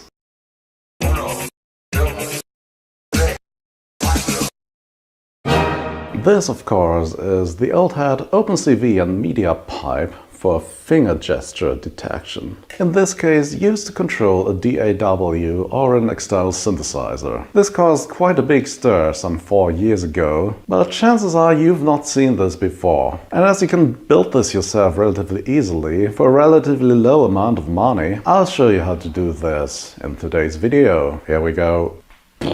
Before we get into the details, here's another demo. The left hand controls chords and filter, the right hand plays bass. The room was very dark here. Sound is from the Synth.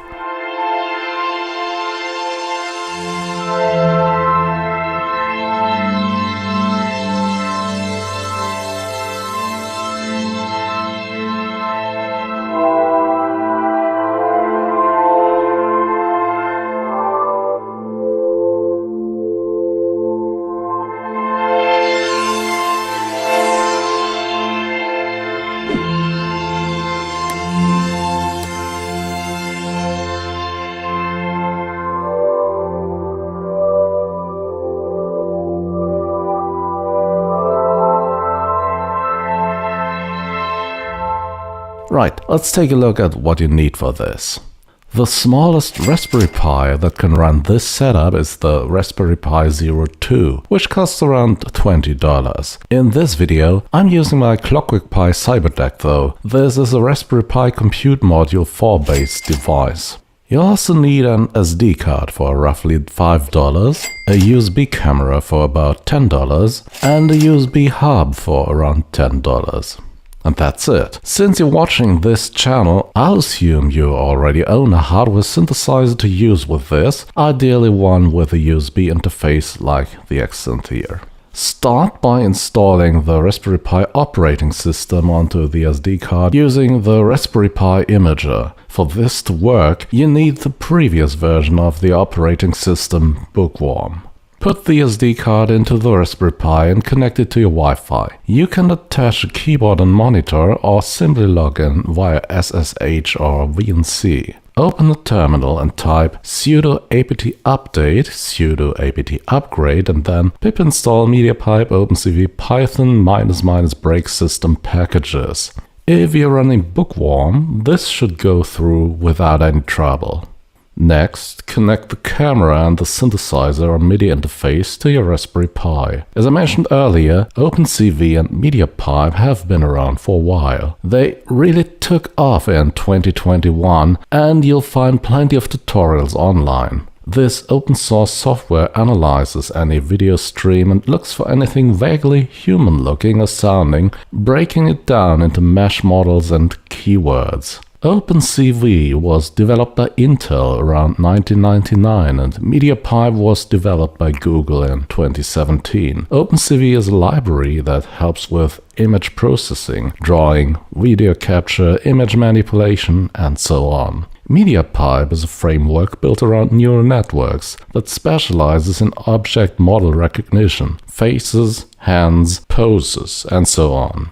Both are still in active development, but their focus has shifted a bit toward web applications. That's why we're using the slightly older build for this experiment here. You can easily write your own MediaPipe apps in Python. Just open a text editor, type in your code, and save the file as filename.py. Let's take a look at today's example. I won't go through every detail, but I'll give you a quick overview of what's happening. We start by importing CV2, MediaPipe, and RT-MIDI, Python libraries that provide all the high-level functions we need.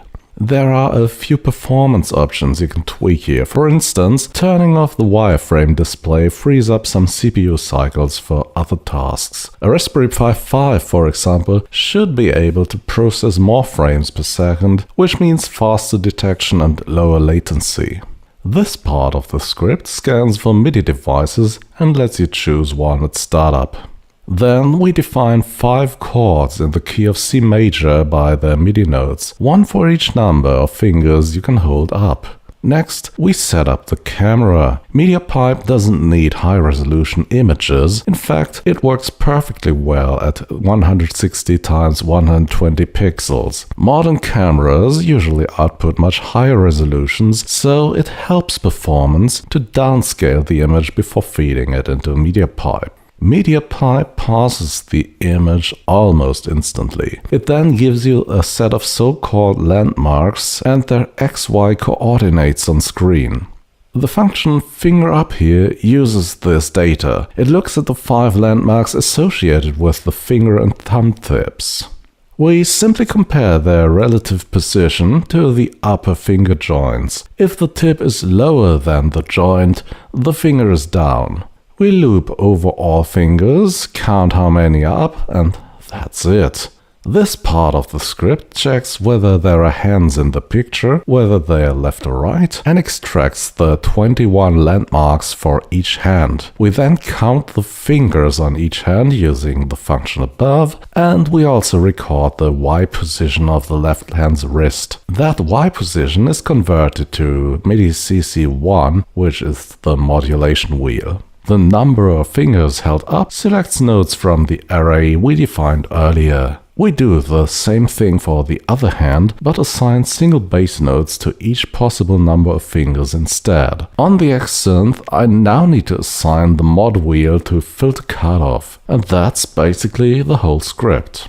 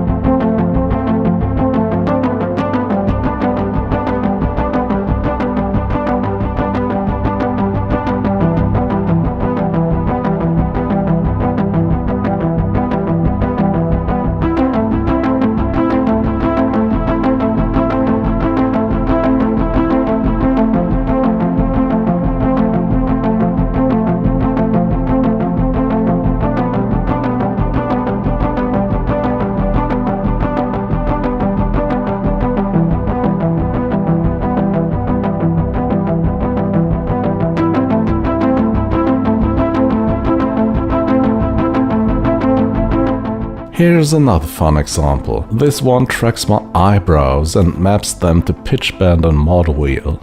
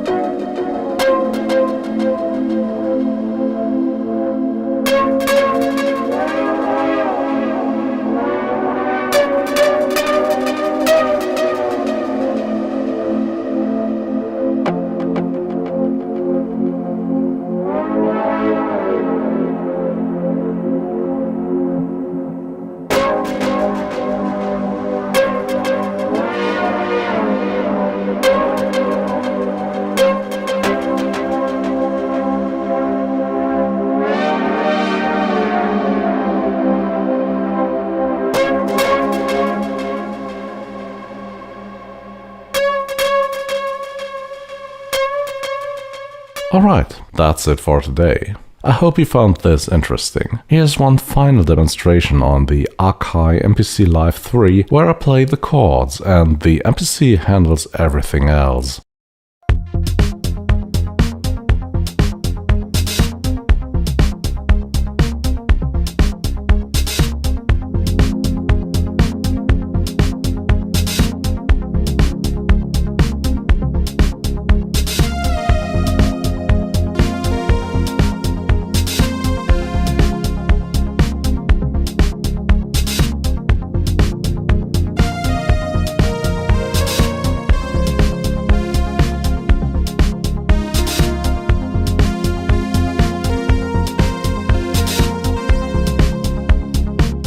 Yeah, and that's it for today. OpenCV and MediaPipe with a $10 webcam and a $20 Raspberry Pi module used for controlling MIDI devices like synthesizers or DAWs. And if you think this was a good YouTube video, please do the YouTube thing. As always, thanks for watching and see you again next week. Bye bye.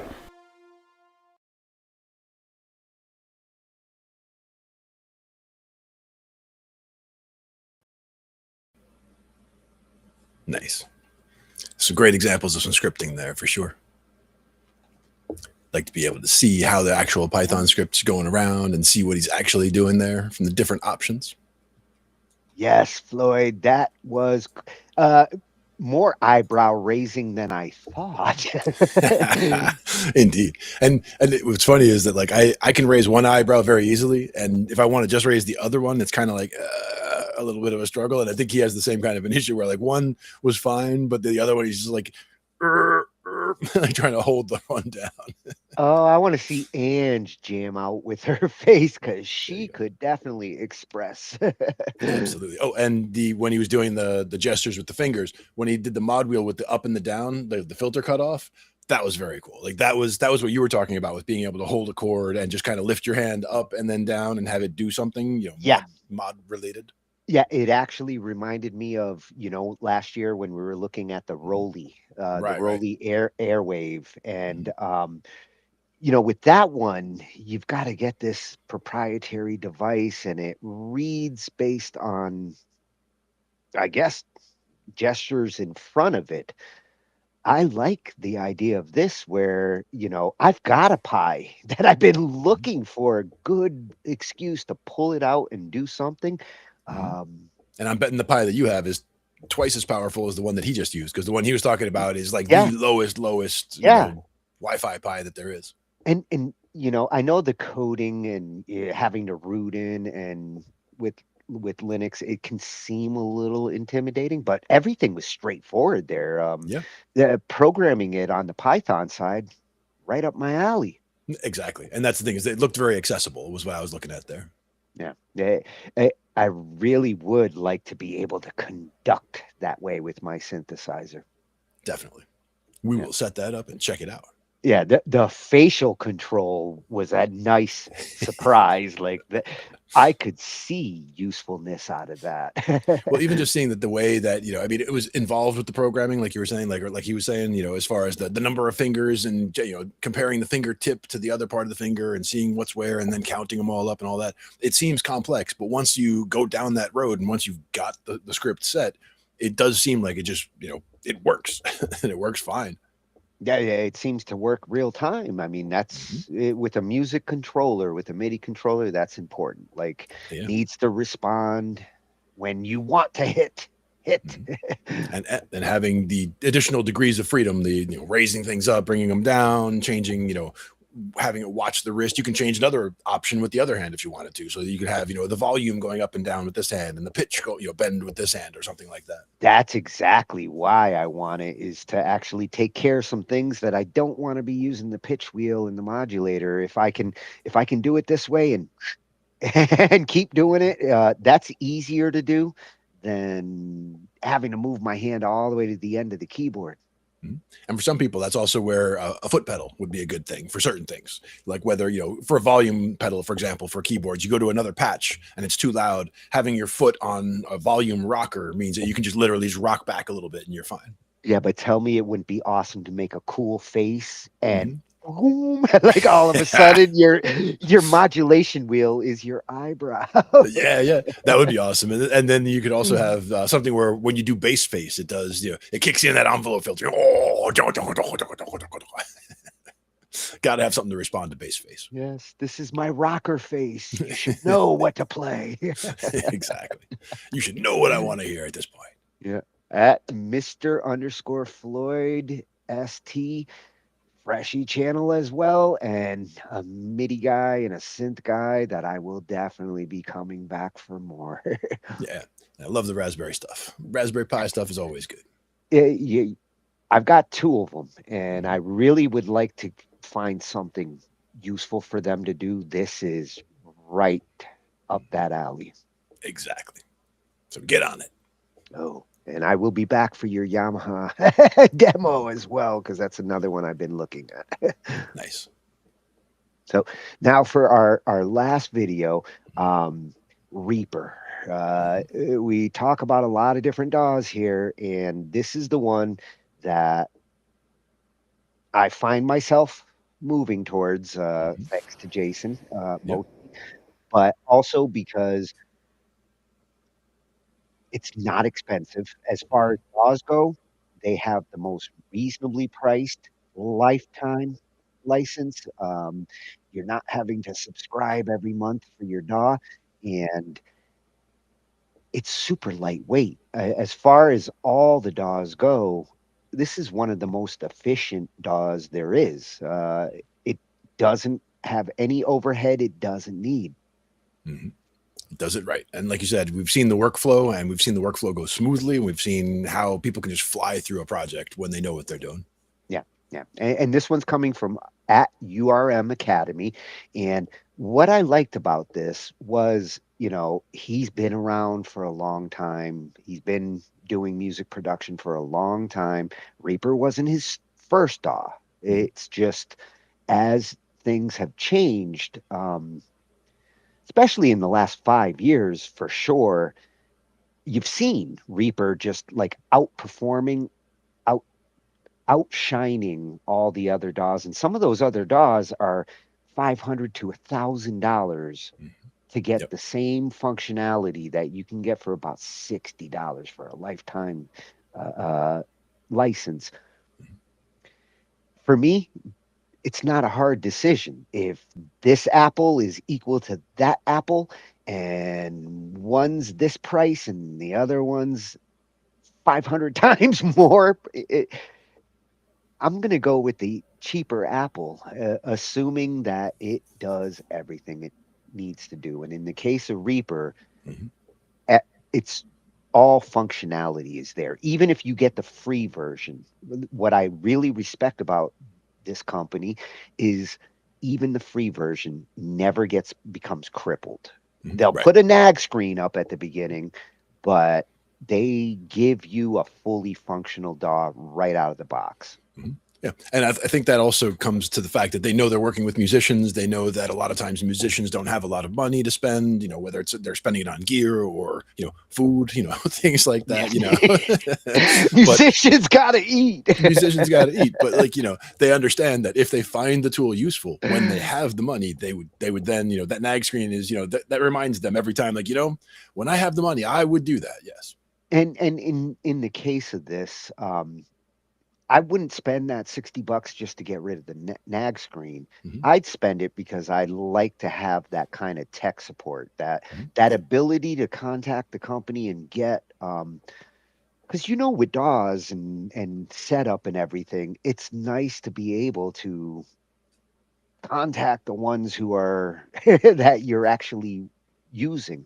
And at the same time, you and I are also two of the people who would find our own solutions more than most, for sure, rather than contacting tech support. But for me, it's not even the getting rid of the nag screen, and it's not so much the other part. It's basically supporting the company. It's supporting the company that I believe in. Like, I'm using the product, I believe in the product, I'm supporting the company. Same goes with companies where, sometimes it'll be a license where, pay if you can or pay if you want to, kind of a thing, right? And in those cases, I usually, I'm not going to lie, I don't always pay for those, for sure. But, there are times where I would support a company like that and say, hey, you know what? There's a game right now that's out that's in early access. It's not done. It might have bugs. There's more content coming, but it's in early access, and it's a game that I believe in because I've played other games from them before. So I go ahead and I buy the game for $20. And it's like, that's something that I will do because I believe in the company and I believe in, the product that it has there.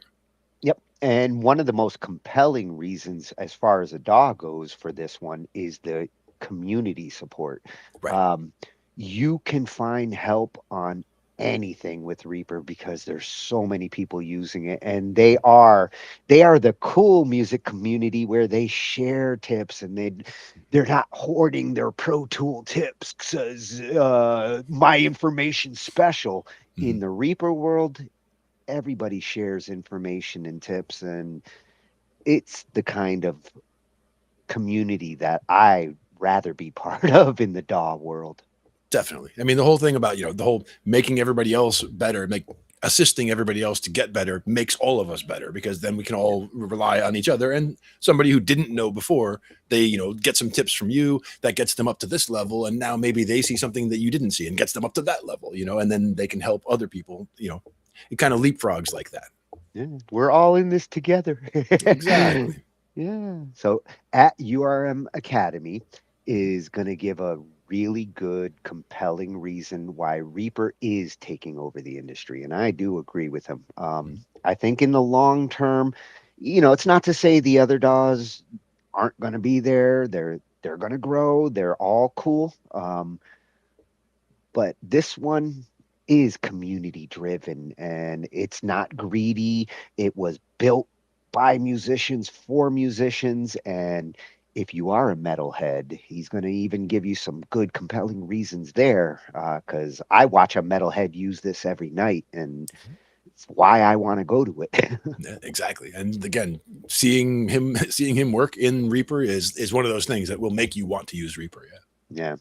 He's another soldier who could come out, make a Reaper video, Jason. Yeah. You could convince millions to switch. Yeah. You don't even have to talk. You could just literally have the camera just showing your workflow as you're doing your thing and just do your thing. Oh, he can talk. Oh, of course. I want you. I want you to talk. But he's got to talk like this the whole time. Yeah, that would be cool. So let's see, URM Academy, why Reaper is taking over the industry. All right.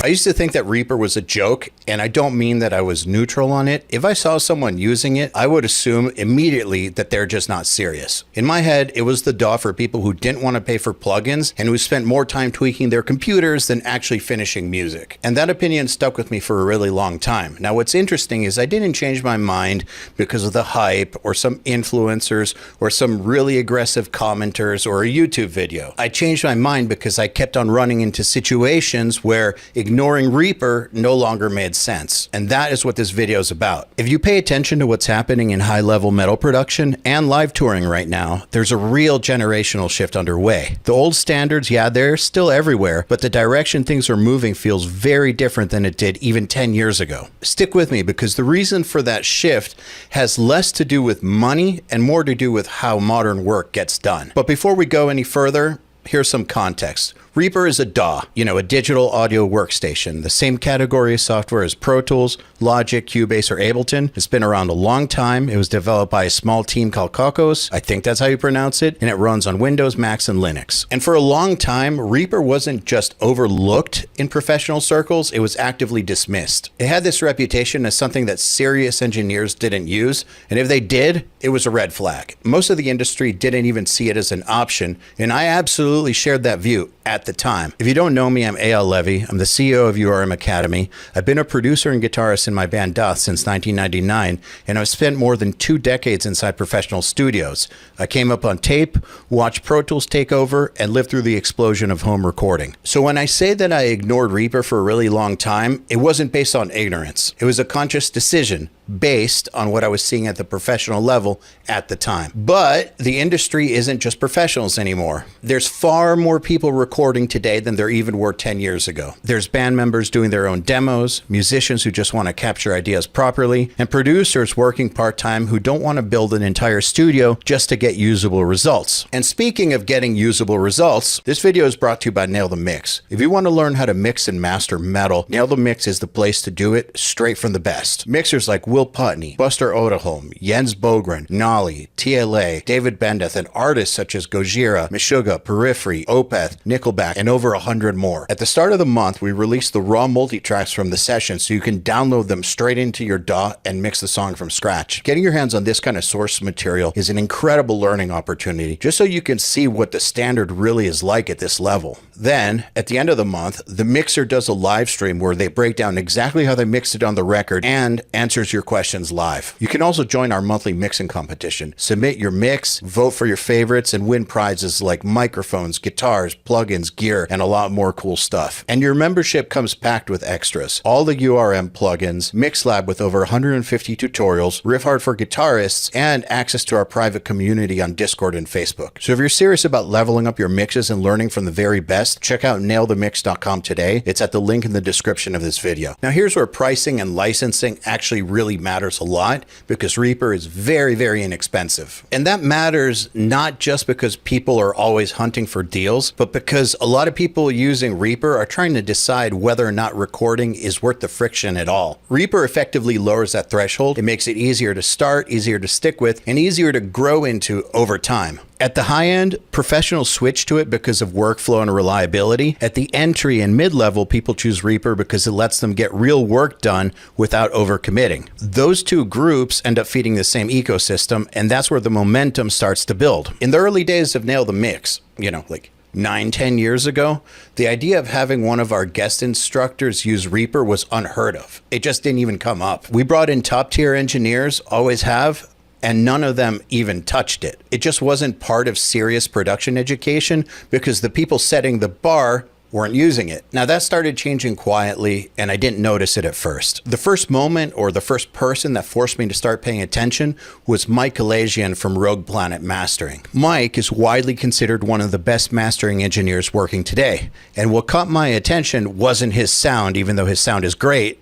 It was his workflow. The moment a client books a session, scripts kick off automatically, files download, Reaper opens, and everything is laid out exactly where it needs to be before he even sits down. By the time Mike starts working, there's no manual setup at all, and I cannot overstate how important that is. Watching and learning about how Mike works forced me to confront something that I had never really thought about before. He wasn't moving faster because he was rushing. He was moving faster because he eliminated a lot of the grunt work. That grunt work didn't even exist for him in the first place. I was used to sitting down, opening a session, organizing files, labeling tracks, setting things up, and then finally actually starting the job. Mike removed all of that. The DAW was not something that he prepped before working. It was already prepped. What really stood out was that he wasn't thinking about individual sessions. He was thinking about a repeatable system. And once that system existed, every new project just flowed through it automatically.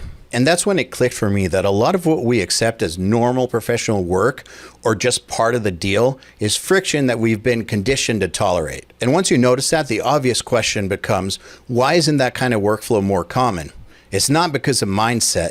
It has a lot to do with what the software allows under the hood. Reaper is extremely lightweight. It doesn't assume a top-tier machine or a pristine studio computer. Chances are that if someone can't afford a full-price DAW, they're probably not running a top-tier computer. That's just reality. Because Reaper doesn't demand much from the system, it works reliably on modest hardware where heavier software can struggle. Sessions feel less fragile, CPU spikes matter less. The software doesn't become another obstacle you have to fight just to get work done. That kind of reliability on imperfect machines is easy to underestimate, but it creates a very specific outcome. It gives people enough stability and headroom to start pushing boundaries instead of managing problems. Once the basics stop fighting you, or you stop fighting the basics, your focus can shift to experimentation and actually doing the creative work. And that's where the next shift showed up for me. The next person who really helped me change the way I thought about Reaper was the producer Josh Schroeder.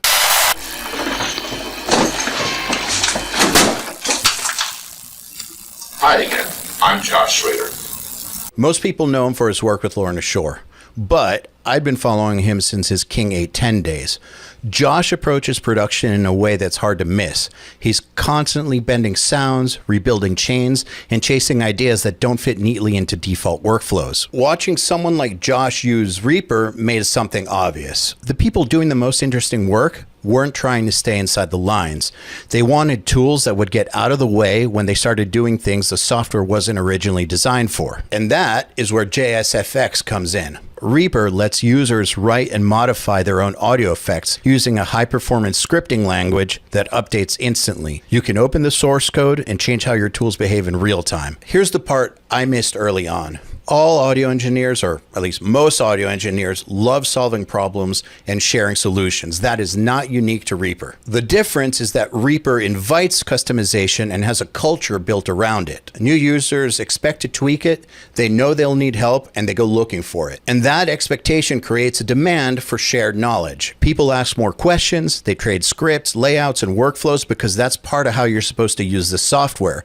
Over time, the community becomes an informal support and discovery layer that never really shuts off. The more people who start using Reaper at a casual level, the more knowledge gets shared, created, and refined. And that in turn feeds back into why professionals can trust it for serious real-world work. Customization also plays a very important role that might be kind of easy to miss or at least overlook. Most people don't avoid switching DAWs because they're afraid of learning new features.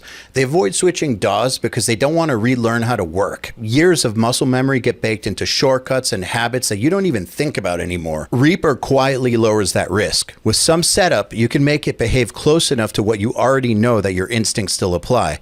You're not starting from zero, you're adapting. For instance, there are skins that will make it look and behave like almost any other DAW. So if you get the Pro Tools skin, it's going to be pretty close. And that changes how the decision feels. switching stops feeling like a hard reset and starts feeling more manageable, even if it's obviously going to take some time. And it's worth contrasting how the industry got here in the first place. For a really, really long time, Pro Tools earned its place for some very real reasons. Hardware integration mattered. Large format consoles, control surfaces, sync systems, and monitoring chains were deeply tied into Pro Tools workflows. In high-end studios, that tight integration was a massive advantage. In those rooms, stability meant predictability. Assistants needed to walk in and know exactly how the room behaved. Sessions needed to open the same way every time. Customization was often a liability, not a benefit. Now, that infrastructure obviously doesn't disappear overnight, but hardware definitely matters a lot less than it used to. Processing power moved to native CPUs, control moved into software, rigs became portable, and the studio stopped being a room and started being a system you could move. As hardware became more interchangeable, the advantage shifted away from deep coupling and towards flexibility and reliability. And that shift really hit home for me with live stability. Stability means something different today than it did 15 years ago. In the old days, if your computer went down, maybe you lost a take, maybe a session got corrupted. Nowadays, if your computer goes down, you've got dead air in front of thousands of people. Live shows are built around laptops, automation, and real-time processing. Patch changes, tempo synced effects, backing elements, all of it has to happen flawlessly every night. Crews are smaller, changeovers are faster, and there's really no time to troubleshoot once the show starts. You know, when everything lives on one machine or even two machines, stability stops being a preference, it becomes a requirement. I was talking to Buster Oderholm from Humanity's Last Breath about this. In the studio, he uses Pro Tools. However, on the road, he runs Reaper. Their live show is extremely complex. There's heavy automation, pitch shifting, wah effects, and constant patch changes. And on top of that, they're not relying on hardware modelers or real amps. All their amp sounds run inside Reaper using amp sims. The entire show lives on a single laptop. And if that laptop fails, the show is over. Buster told me that he runs Reaper live because it almost never crashes, and that was a real wake-up call for me because I'd rather chew on broken glass than trust Pro Tools in a live setting. When Doth started preparing for our European tour in 2025, I decided to learn Reaper for the same reason. I wanted the smallest possible rig and zero anxiety about reliability. I stuck with the default setup to keep things as stable as possible, and it performed perfectly. And at that point, all the back and forth about which DAW is actually better just didn't matter. Once you've trusted something in a situation where failure is not an option, everything else becomes secondary. And my experience isn't isolated. You know, we run polls inside of URM Academy to see which DAWs people are using. We've done it for years. Early on, Pro Tools dominated at around 60%. Over time, that number's dropped while Reaper and Cubase have steadily grown. Pro Tools is still big, but Reaper is really catching up. And that's because a lot of people today are entering the industry not as assistants through the traditional system, they're learning independently. They're recording bands themselves, producing from home, and building careers without ever setting foot in a traditional facility. They care way less about what used to be the standard and a lot more about what lets them work effectively now, today. They want tools that don't fight them, don't force them into rigid structures, and don't assume a specific room or piece of hardware. And that difference in how people enter the industry changes how they value their tools. And real quick, to be clear, skepticism here is reasonable. No one, and I mean nobody, that means you, should overhaul their tools just because of a video or some trend. Trust is something that software earns over time, usually through hundreds or thousands of hours of use on stuff that actually matters. If your current setup isn't holding you back, there is no urgency to change anything. But the people who did switch didn't do it to be different or trendy, because they reached a point where their current tools were either slowing them down too much or adding risk they didn't feel comfortable carrying anymore. Once a tool proves itself consistently under pressure, it becomes really hard to ignore. And you can see this most clearly in environments where complexity explodes fast. One example is game audio, where projects can involve hundreds or thousands of assets that need to be rendered, named, and updated constantly. That's why tools like Reaper's region render matrix even exist. But the lesson isn't about game audio, it's about automation and friction. Every click you don't have to make is mental energy that you get back, regardless of what kind of project you're working on. So in no uncertain terms, what we're watching now is a real shift happening in real time. Modern workflows reward efficiency, portability, and resilience more than tradition. Reaper can run from a USB drive and adapt to how you work, instead of forcing you into a fixed structure. I'll leave you with this question. Let me know in the comments. Don't tell me which DAW you use. Just tell me which problem it solves for you that you can't get solved anywhere else. And if you've switched DAWs in the last few years, what pushed you to finally do it? As always, like, comment, subscribe, share, and we'll see you next time. Oh, that's a great question he left off. That's the right question. Exactly. Yeah. What did it solve that you can't get solved elsewhere? Because Well, there's not a lot of DAWs that could solve a problem that you can't do with Reaper is part of the problem, or part of the answer there. In my case, the reason, and it wasn't reason, but the DAW that I chose was because of my keyboard compatibility. Right. You know, Cakewalk and Cubase know my Rolands. They know the patches, they know the libraries. It's baked into the DAW. Yeah.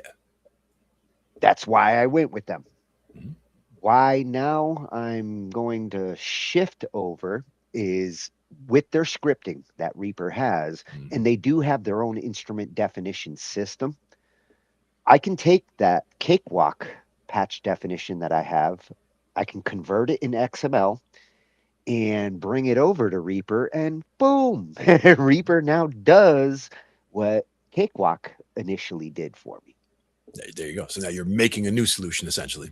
Yeah, and like he said, with Reaper, you're not really relearning the wheel. It's a very easy DAW to shift to because it's set up a lot like the other big ones. You use that skin, you can make it look like the one that you're used to. That I like a lot, and especially for the reason that he mentioned, which is it's not them trying to masquerade as the other software, but it's more, again, to lower the learning curve. Like if you were a Pro Tools user and you come over to Reaper and everything looks different, it could be disorienting, this and that. But if you can then skin it to make it look like Pro Tools, and now at least things are where you expect them to be, your workflow can at least continue like that, while you then, if you decide to, continue to learn the way Reaper is set up as itself in the regular skin. Yeah, yeah. To see if that workflow is better. There's a few things I've noticed that are conceptually different. The way that they do buses, it's going to take me a moment to reprogram my brain because I've gotten so used to busing a certain way with Cakewalk. Oh, yeah. But the way Reaper does it is actually intuitive. Because I've seen Jason do it for so long, I've translated in my head like, oh, he's doing what I would normally do this way over in Cakewalk. Now that I understand how it works, it's just a matter of getting my brain used to the different arrangement there. Right. The translation. Yeah. Yeah. And interacting with the plugins. That's another thing that's a little different, but for the most part, you know, plugins are what they are when you pop them up. It's just how you set them up in the chain and where you set up your plugins. And you mentioned the buses. One thing I had noticed with the different different boards that we use from different live performances. Usually we use the Persona stuff, and it's usually using the same hardware all the time. So knowing how we have things set to the monitor mixing, for example, what we're sending to the main mix versus what's going to monitor mix 1, 2, 3, 4 up the line. When I then sat in to mix on Bill's board on a totally different setup, I think it was the X series boards.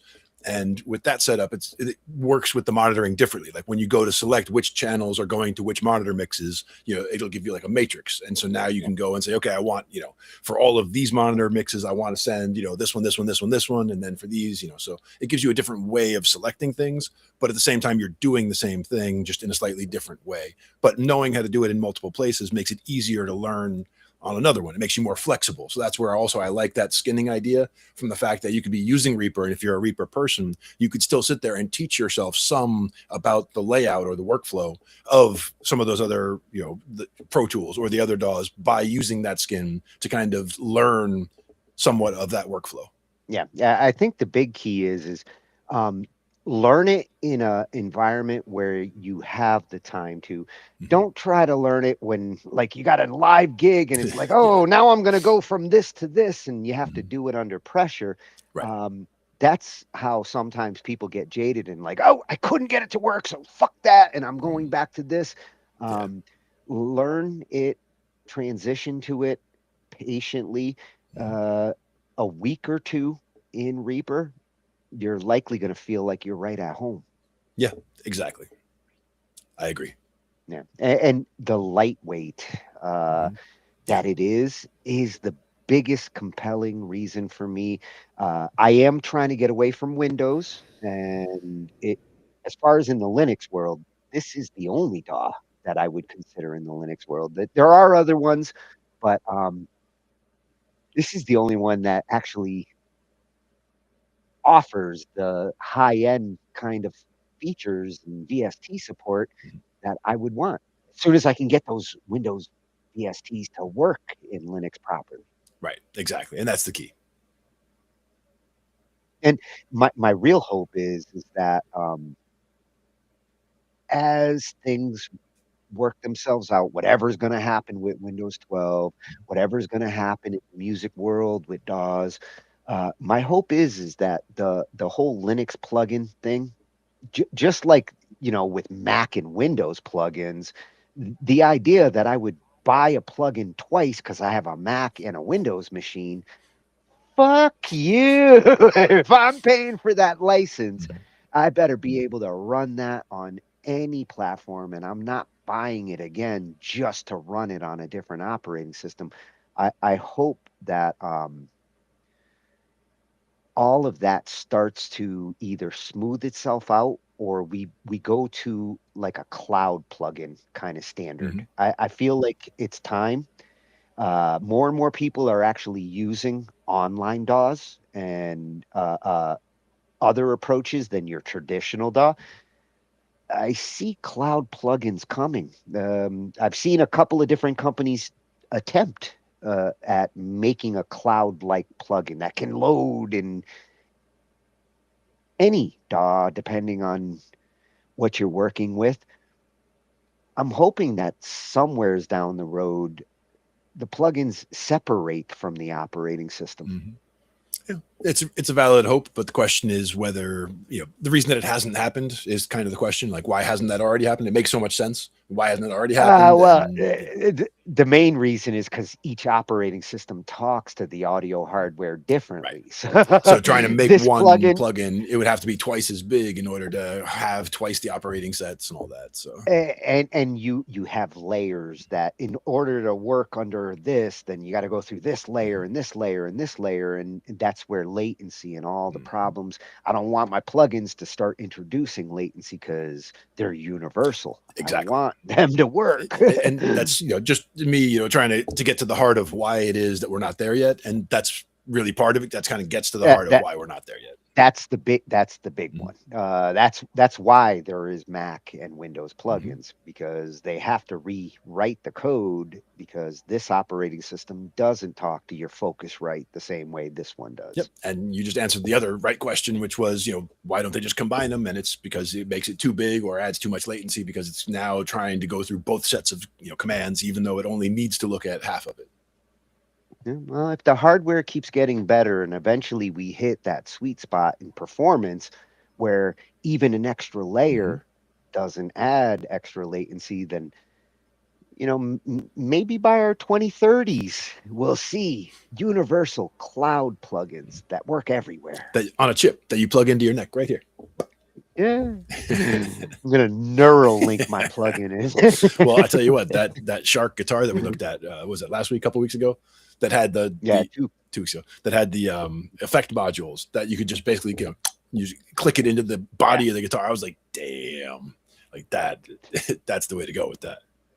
And imagine if they could get VST plugins directly into the guitar. Oh my God, that would be cool. Yeah, I mean that's basically where that is. At that point, yeah. I mean, we did see a dude put it on a Steam Deck, which is this big. If they could incorporate that kind of stuff directly in the guitar, that would be groundbreaking. Yeah. Well, one of the guitarists in one of the bands I talked to about the Shark guitar, he watched the video, and the next week we talked about it again. And he was saying his one thing is he wanted to put his own pickups in. And he thought when he watched the video that he couldn't do that. And I was like, no, you absolutely can do that. Like they have the rail system, any pickups, your pickups, our pickups, doesn't matter. So in that case, like that's totally fine. Everything else about it he loved. I mean, except the price, of course. Yeah. I mean, it's an expensive instrument. You can't have it You all. can't have it Price is usually the showstopper, but at the same time, conceptually, he loved the whole thing. Yeah. And as far as price on Reaper goes, that's actually the reason. Like that's a good And lifetime. reason That's to take a look at it. and a lifetime license is one of those things that Yeah. so many companies, they'll, they give you this and then it's, you buy this update or upgrade or whatever, next version. Oh, we're only from 3 to 4. So now you have to buy it again. A lifetime license, lifetime.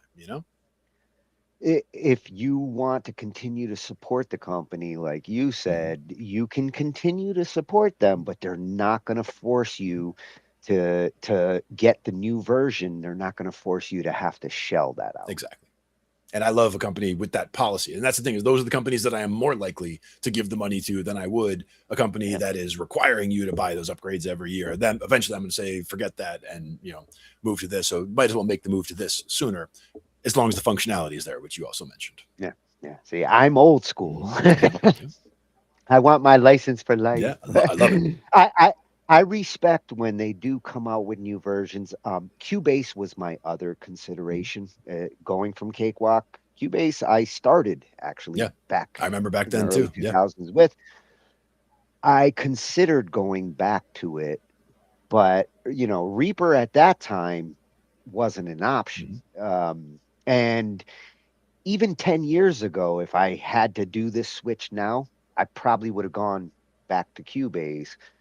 But given where Reaper's going, the performance that you get out of it with minimal hardware, and I do want to get away from Windows eventually, all the compelling reasons are Reaper. You want to get away from Windows a lot sooner than eventually. It's coming in on us like this year. Shit's gonna hit the fan there, and I'm happy with Windows 10. I will continue to use Windows 10 as long as the software that I need to use is supported there. If a program comes out and says, "Oh, I'm only going to work with Windows 12," well, fuck you, program, and fuck you, company that forces me to get Windows 12. I'll find another solution to run to run like a Photoshop. I mean, I hope Adobe's not stupid like that, because if they were to do that to me, I will leave and I will find an alternative. Do not force me onto an operating system. Well, again, the question comes down to, why would they force you to an operating system? And it would be because the software that they write would be geared towards the new operating system coming out. So it would have to be coded for it, so that now it's no longer compatible with the old version. And in the case of Windows, it would be the new sound API that they're doing. They introduced in Windows 11. Windows 12 is probably going to shift completely to this API.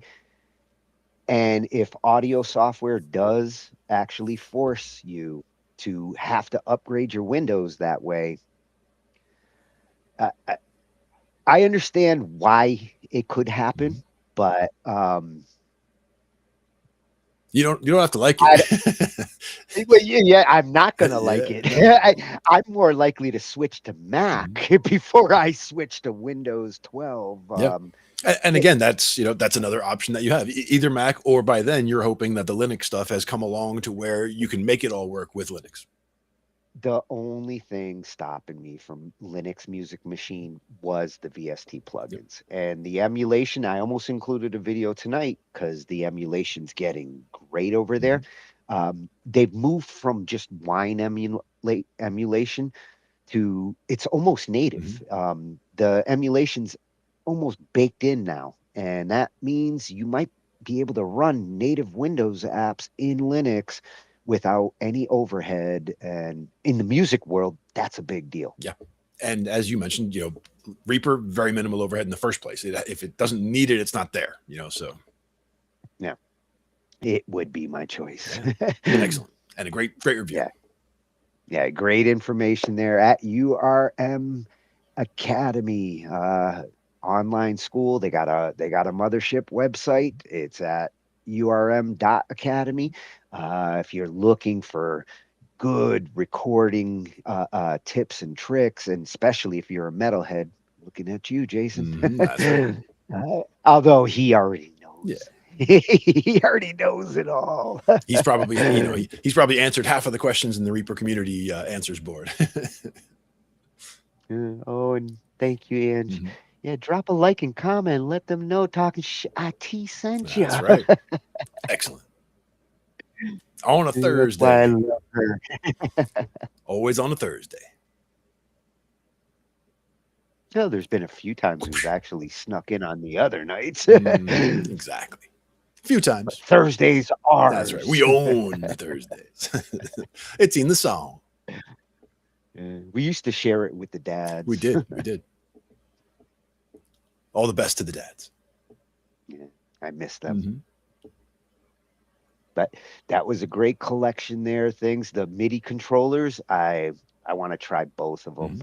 That Pi, it's been sitting there staring at me saying, use me. And that is a worthy project to get into. And again, even the programming that he just showed in that video, that all looked very accessible to me, even though I have never done any programming in Python, but I would dive in on that 100%. Python doesn't intimidate me. It's pretty straightforward. Exactly. I like it. Yeah. And that Pi, I mean, I was going to use it as an emulation That's what I do. station, but my brother gave me a kick-ass monster box emulation station. Yeah. with a 5080 RTX. I was like, do I want to emulate on this or do I want to emulate on that? The $40 computer or the more than $40 computer? Hey, but that computer can't make me do gestures like that. So there is something to be said for customizable computing. Yeah, he gave me a reason to pull the Pi out. And hook up a camera. I mean, where would you find a camera, right? I got a couple laying around. You might be able to, and they might even have 120 by 160 DPI. Well, it's kind of funny how it had to downsample in order to. Basically, you're trying to not feed it such a big image, because when you try to feed it the full size images, you would end up choking it with the data you're sending it. You're sending it the much simplified versions, because the gestures, the difference between this and this and this is pretty easy to tell when you pixelate down. So. Yeah, I like it. If it does know when I put up my middle finger and I'm playing a chord. I got a kick out of that in that last video.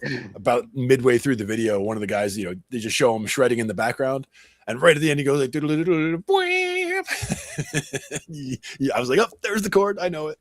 I meant to do that. I saw it. But thanks everybody for coming out on a Thursday again. Oh yes, chock full of information.